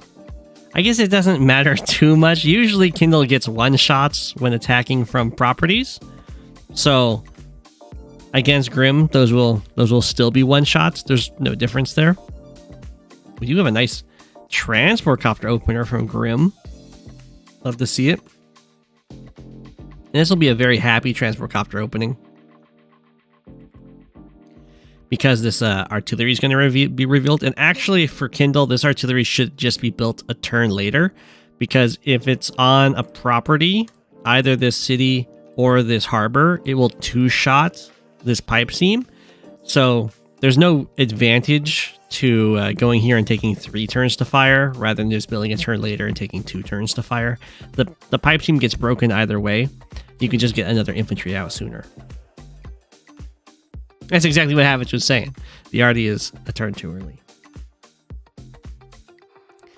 It's true.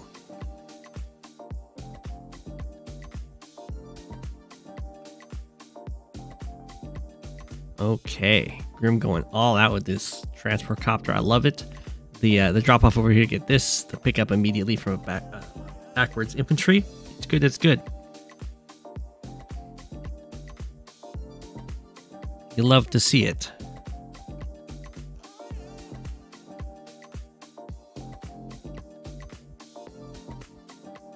Okay.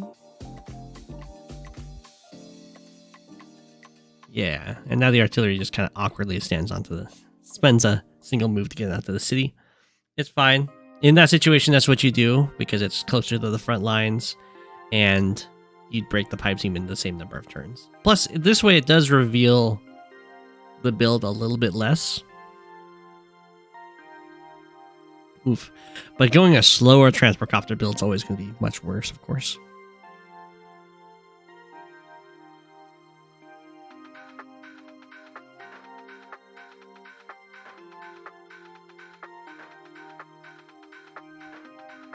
Okay, here comes the recon. The recons are pretty common on this map because there's these fronts like this one where you're dropping infantry off really quickly, but the vehicles take a long time to support in comparison. So that usually is an opportunity for recons to do plenty of harassment. There you go. The Kindle artillery fires. It'll break this in 2 turns. I think the Grim artillery can also break this in 2 turns, if I remember correctly. Yeah, it would. Although in this case it has a comm tower, which gives it 40% firepower. But I think even at 30% firepower, it breaks it in 2 turns, if I remember correctly from all of the static games. Yeah, they updated the pipe seams, so now you can see them get attacked.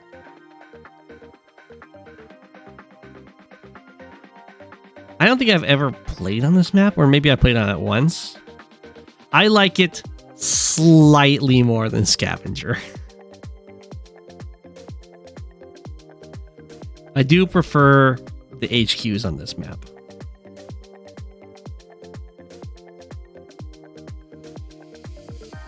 Yeah, Grim can two-shot the... Yeah, Grim can two-shot the pipes without a comm tower.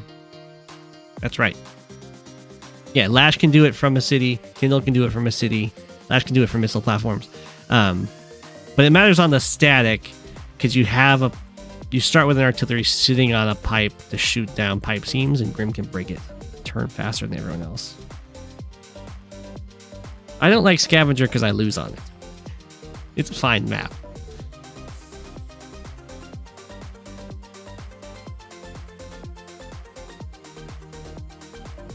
Look at how fancy that was. The Grim artillery fired once, the tank fired, the copter fired, and the artillery gets to keep on moving out. The Grim artillery is moving out faster than the Kindle artillery moved out. The Kindle artillery was the first buy. Get out of here.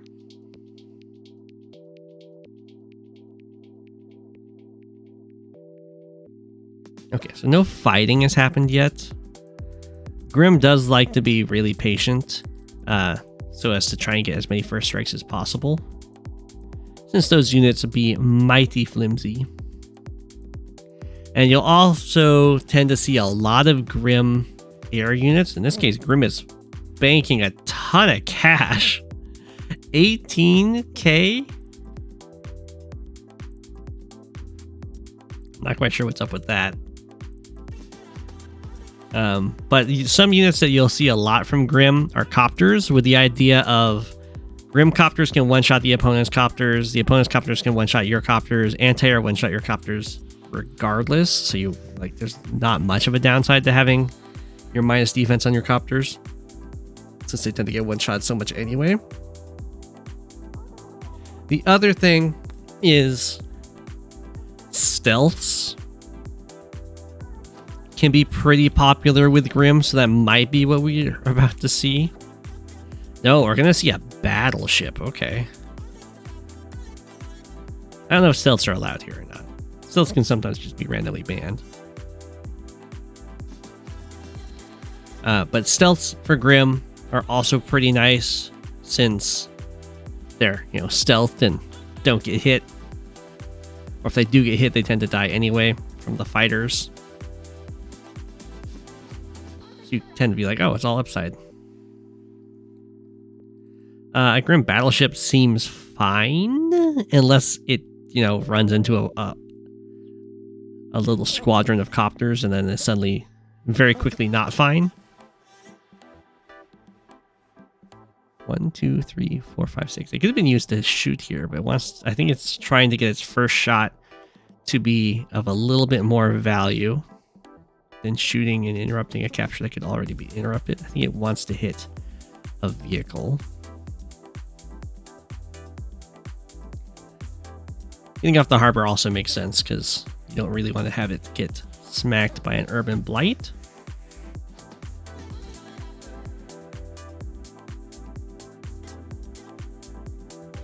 Okay, Kindle has so far been doing a pretty good job of not stumbling into this battleship. All it's been able to shoot, or had available for it to shoot, is infantry so far.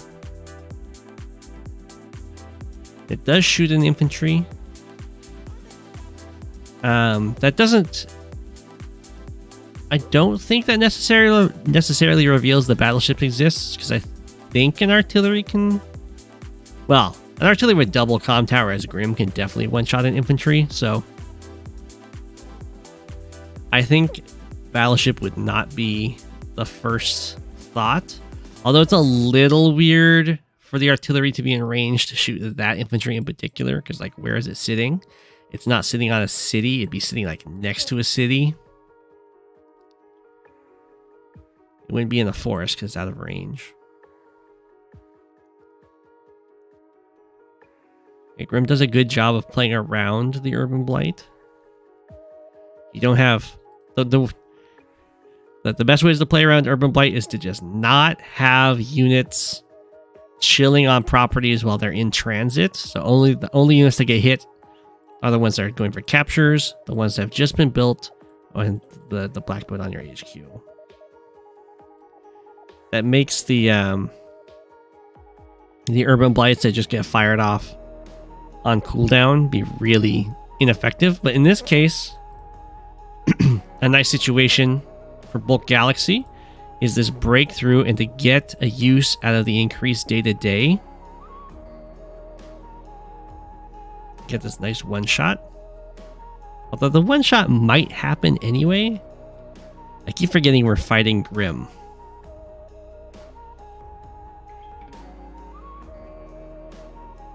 The full health infantry would have survived that hit, though, I think, on a city.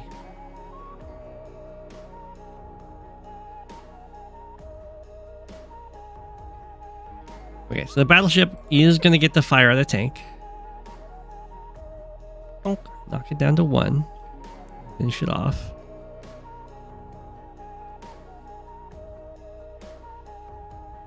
We have a nice little wall building up over here. We'll go for the Grim Bomber. Okay. You don't typically see Grim Bombers. They often do a lot of overkill damage, and they die, unlike other people's bombers, they do die in one shot from anti-airs. So that makes them a little bit sad. I'd rather build a stealth over a bomber for Grim. Or just stick with copters.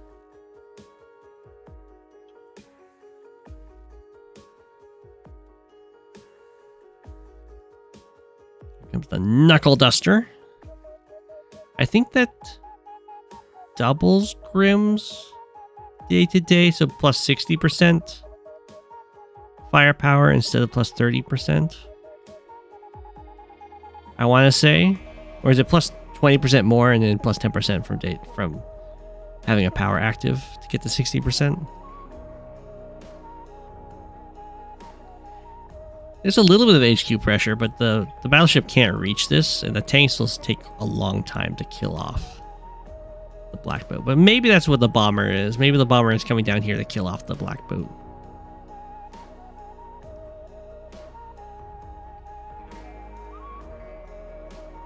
Urban Blight into Resign. Whoa. I can understand feeling a lot of pressure because Grimm's ahead in economy due to these cities not being captured for Kindle. And this one's falling. You can definitely still stay in this game though. As soon as the battleship would be spotted, the Copter Swarm would have just an amazing target to go after, and Grimm doesn't have a great answer for Copter Tank Swarms charging at this high value target right now. So I think before resigning, I would like to have the standing army go into a fight, and then you can resign depending on how that plays out. The other thing that's really rough is that there's a low infantry count right now for Kindle. We're down to 9 infantry. Down to a total of 15 foot soldiers for Grimm. And in particular, there's not very many down here, which is a little rough, although there is really rapid transportation. So I think I would stick in this as Kindle.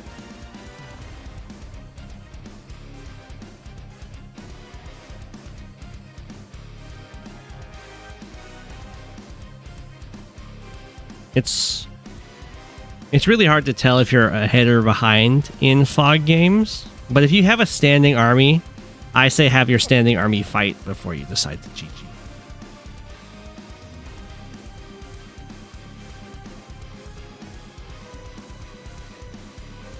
But well played, well played. The slight... I mean, the opening is what really hurt Kindle in this game. There was some nice Grimm plays, but I also like the Kindle attack. I think that was pretty good. The artillery being slower at breaking the pipes, or getting built too early. And then having like the transport copter being so much further behind Grimm's is rough. Well played, well played. I'll try and sneak in another game.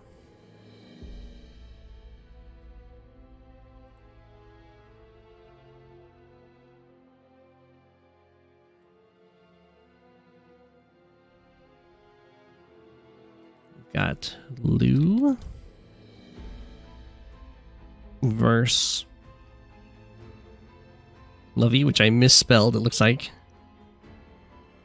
Olaf versus Eagle on Splintered in Fog.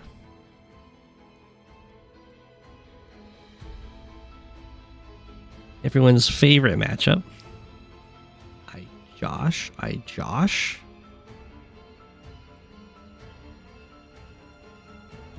Okay. Blue can be Cobalt Ice with the snow. But you get to be Yellow Comet.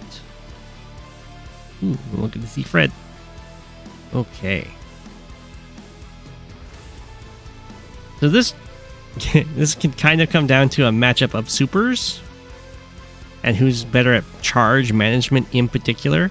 Oftentimes, you'll have a key deciding moment when Olaf has the super ready, or uses the super, gets a lot of damage done on Eagle, and then Eagle is left with the choice between do they attack and lightning strike while Olaf's super is present and all the units have more health and the snow is slowing everything down, or do they wait a turn for the snow to fade and then go for their lightning strike turn? And that's always a very difficult decision and can often decide games, which having one decision be quite so impactful is pretty rough, especially if it's a repeated decision. tier 2 fog, worst tier. I agree. But the reason it's such a difficult decision is because you want to use your lightning strike as soon as possible for charge efficiency, and you want to use it during their power so they don't get any charge from you hitting them. But if the snow is hurting you too much so that you can't get as much done with your super, then you're not winning the game off of your super. Instead, you're kind of trying to equalize the game, which is not something that Eagle really wants to do with the super. But if you wait a turn so that you are using your super when the snow isn't active, and you get to do a ton of damage even with your injured units because you get to zoom around, what happens is Olaf gets all that charge from that turn, and you just get hit with back-to-back Olaf supers, which can kind of negate a lightning strike's damage efficiency. Especially because after Eagle uses a lightning strike, Eagle is super overextended.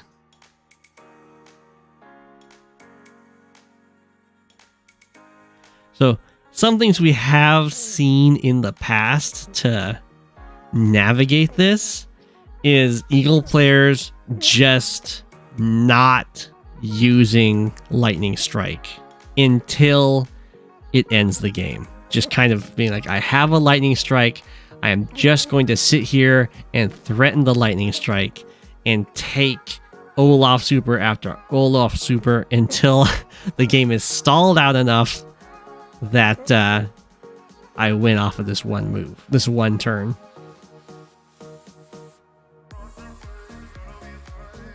Or you can lightning strike into their production zone and just die.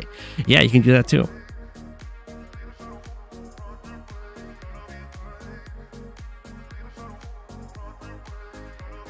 When I'm still in the queue just yet. There you go.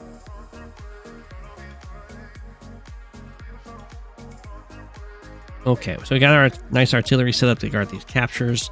Looking good. It's very gutsy to go for this comm tower steal that Eagle's doing. It's a lot easier to fight over properties you own or neutral properties. Because these units are all pretty far forward and they just kind of get picked off. The one thing I would change about this move from blue is I don't want the copter here. That's kind of exposed to incoming anti-airs. I prefer to have it here if I'm going to be using it to attack this infantry. So I just move this 4 health infantry up here onto the shoal and strike, and then have the copter strike from here. Because it's hard, it's more difficult for the opposing anti-airs to reach. In this case, it doesn't matter. The anti-air is over here for some reason, rather than moving a little bit more upwards towards the airport there. But artillery can be very nice.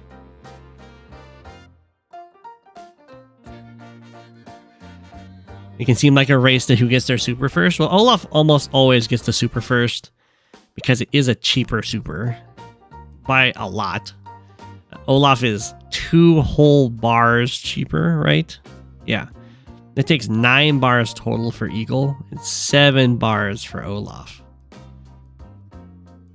So it's very difficult for Eagle to get the super first. Sometimes it does happen, and when that happens, usually Eagle just wins the game. Unless they got there because of how much damage they've taken.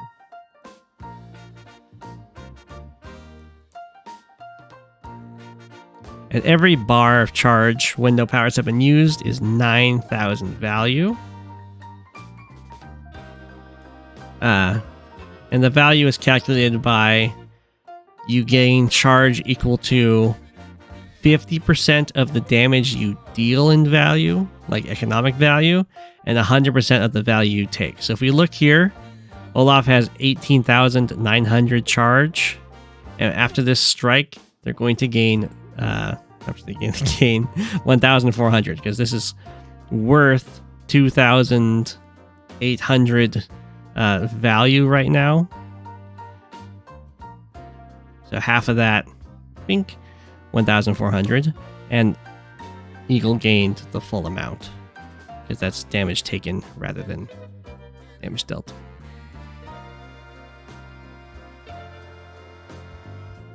So you gain more charge from taking damage than you do dealing it.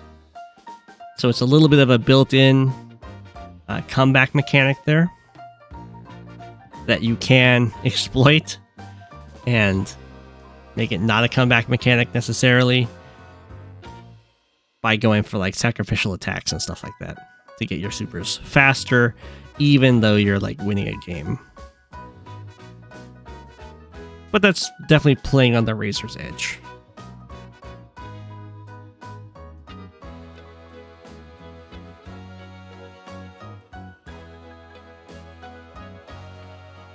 That is a bold attack.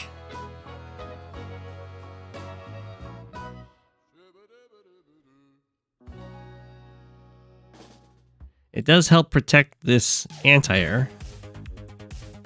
But this is a very safe attack for this anti-air to go for. It gets to sit on a city and kill off a copter. Definitely more of a tempo play from the Eagle player, probably to try and get some captures. I do like that this tank is kind of stranded in enemy territory with no clear escape route. That's good news for Olaf, I mean. Not for Eagle yet. Where's Fred? There's Fred.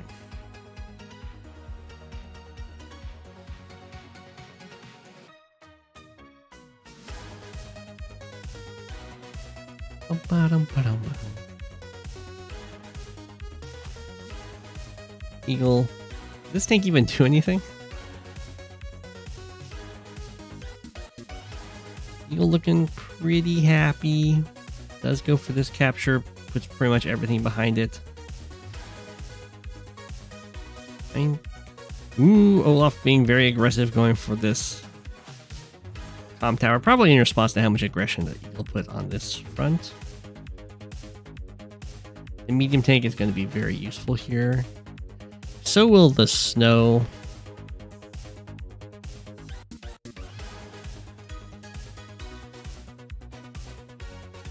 Oh, we have this we might just have a comm tower trade here.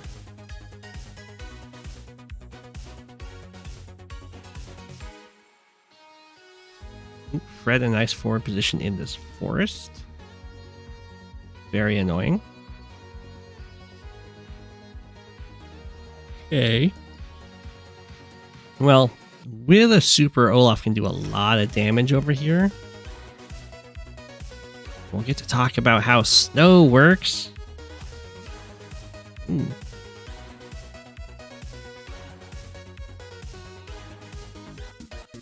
Very... Okay, Winter Fury. Yep. How much damage should we do there? A 24? Only 21? That was almost no extra Winter Fury damage there. Okay, so we have his infantry clear the way to break this city, I assume.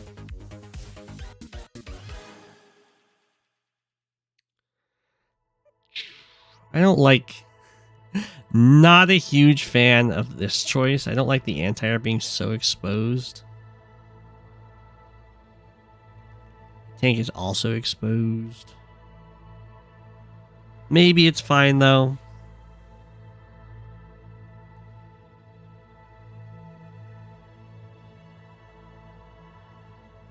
Okay.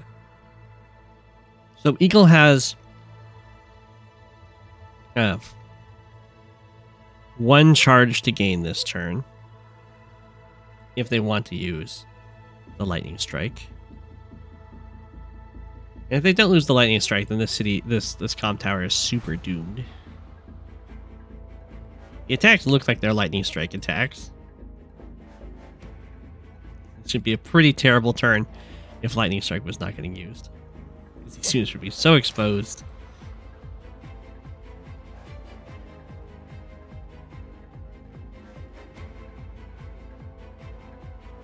There we go. But this is why I'm not a huge fan of having those units exposed like that against the Eagle. You'd like to have your anti-air nice and safe in case there's copters milling about. And having your tank here to finish off this guy, rather than the anti-air, keeps the anti-air alive and makes it just a tank here to fight, and it's less exposed to these further back units and stuff like that. But that's okay.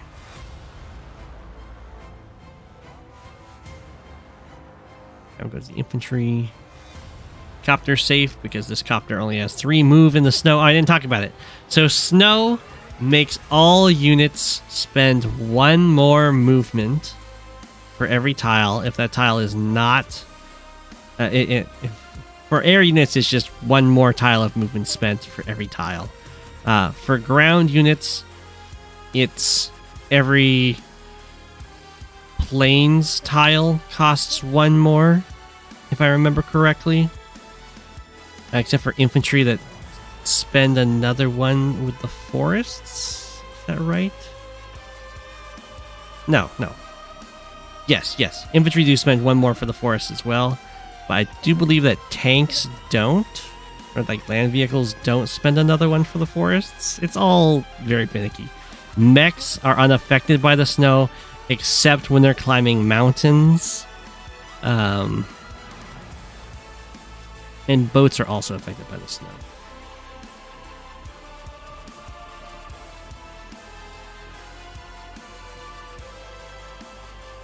Yeah, treads are unaffected. Oh, treads in particular are unaffected by snow and forest. Yeah, okay.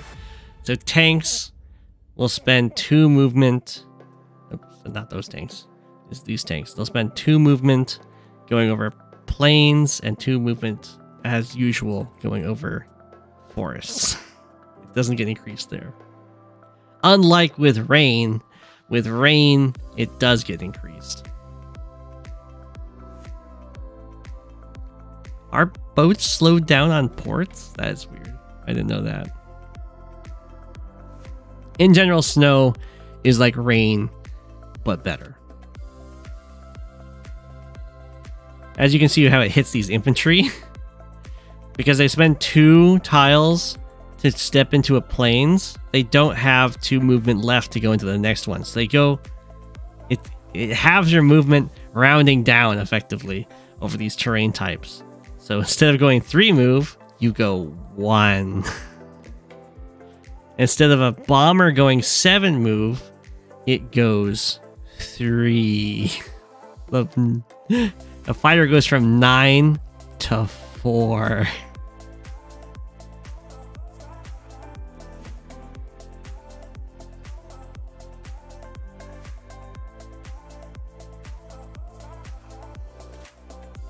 Slower on ports, but not shoals.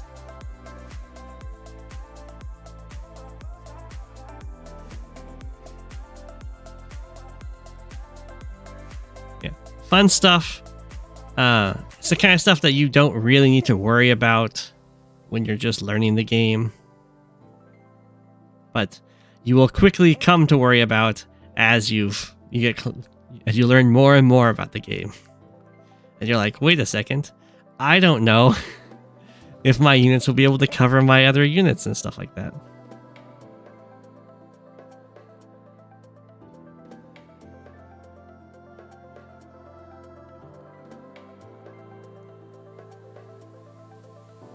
Okay, lots of little 1 health units here. Up.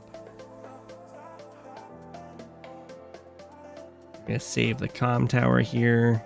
You can take us to take out that artillery. Olaf, we do have some nice anti-airs here to deal with these copters. Things are looking pretty stally. And these 2 cities are the easiest ones for Eel to take. This city is the easiest one for Olaf to take.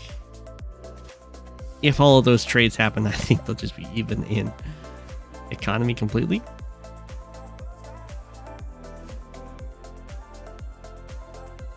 I have a feeling this one's not going to happen, though, because we do have infantry ready to strike, backed up with artillery.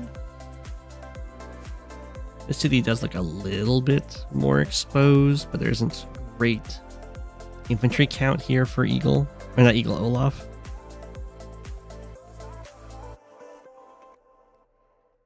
Okay, going for that city.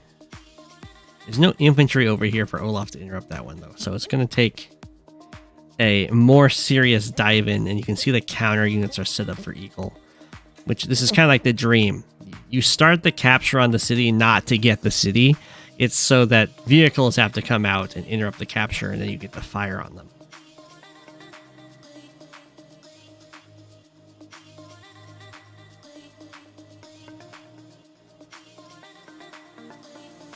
Like so. In this case, a recon. Recon's kind of like the best unit for this.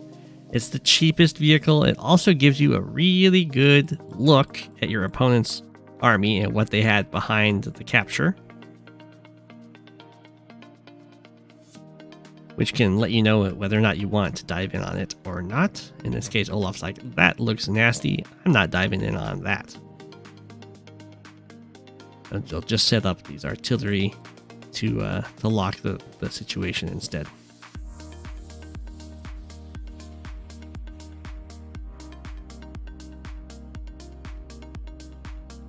Okay.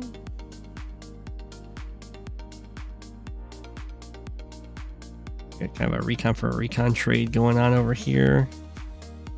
Both players trying. This is a really narrow map, which is very awkward for Fog of War. But both players are trying to play on the sides as much as you can. I can sometimes just kind of win the game.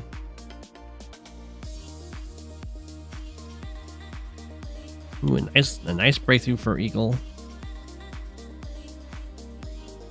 Gonna get to hit this medium tank. It looks like the comm tower might go down. It's even got enough health on it, so if it gets hit with a super, it will still get captured. The join cap over here, so it might be just big. It's looking like it's just going to be a comm tower for a comm tower. We do have the Winter Fury. Again, you gotta be real careful. Did a good 30,000. You gotta be real careful that you don't give, because Eagle has had 3 bars to gain, and that can be kind of tough, especially in the snow. Like this attack with this tank, you would not do that. I suspect what happened is that Olaf assumed that mechs get slowed down in the snow like infantry do, but they don't. So it can just run up and hit the tank.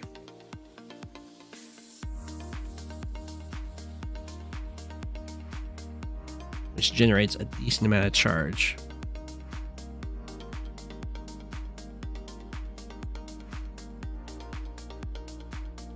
There's still 1 bar to get though.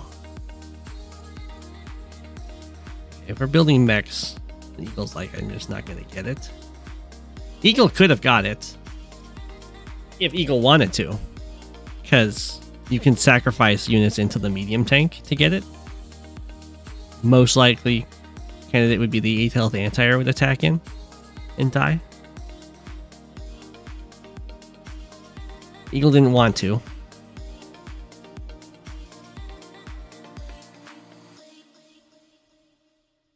Which is a little bit unfortunate for Eagle, because man, these units, they're pretty far forward and they're just going to get smacked this turn. They do have the comm tower exchange.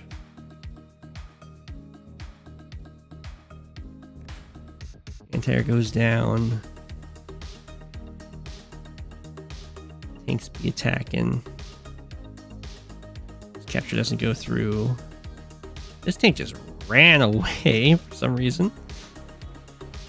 I feel like there was probably some infantry attacks to go for here. There's very little to fear. Maybe scared of these copters.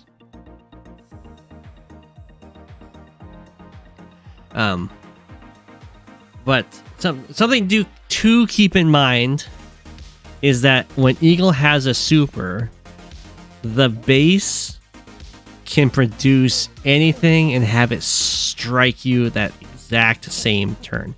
But right now things look really bad for Eagle. Even with like you can build a Neo tank or a medium tank and like start eating anti-airs and stuff like that. It doesn't matter, because if Eagle equalizes the game here by doing like 70,000 in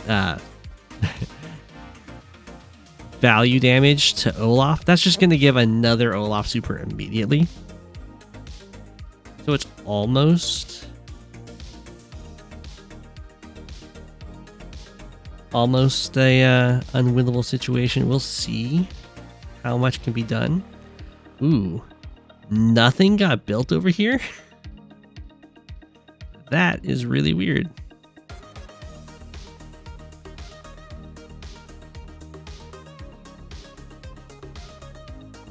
But yeah, and now you're stuck in the situation. Now Eagle is really far ahead unit count wise, which is nice, but value wise, not doing great. We do have an attempt at the HQ here.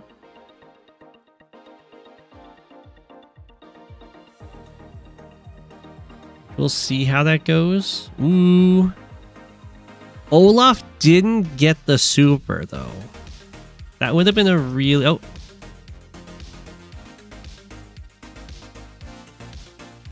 Oh, 50 off? You hate being 50 off. Oh, the 2 health infantry just attacked anything and died. Okay, well, knocking the super is really good for Eagle, because that's a lot of injured units. Still a pretty high unit count, so it would have done a lot of damage.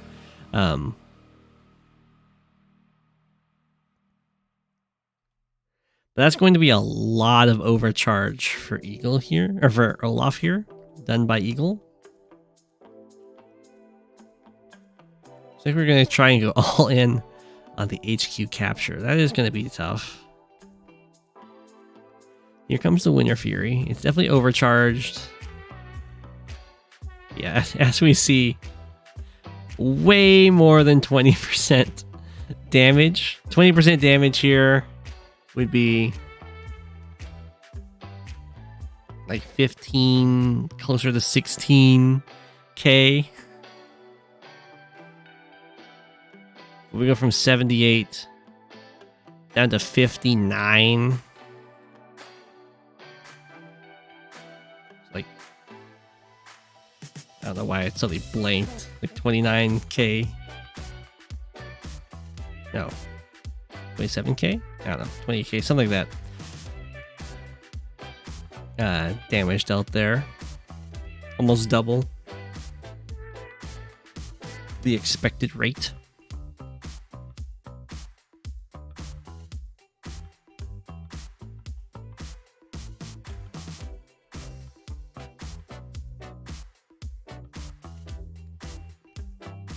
Two hours late. Oh no. Okay, Eagle continues with this cap. The lightning strike is nowhere nearby, so I don't think this is happening. Join cap would have been possible, but this is definitely not happening if you don't even join cap it. And Eagle just resigns. GG. Well played. A brutal matchup, tier 2. Oh, we do have this nice little you notice that the copter camping on the airport. Hope everyone enjoyed the stream. We got some math in the stream and everything. So I leave you with an apple. And thanks for watching, everybody. We'll be back on Wednesday. Yeah. Have a good one. Apple. It's Go7, king of the penguins. Of all the penguins, he is king. It's Go7, king of the penguins. Being king of the penguins, that's his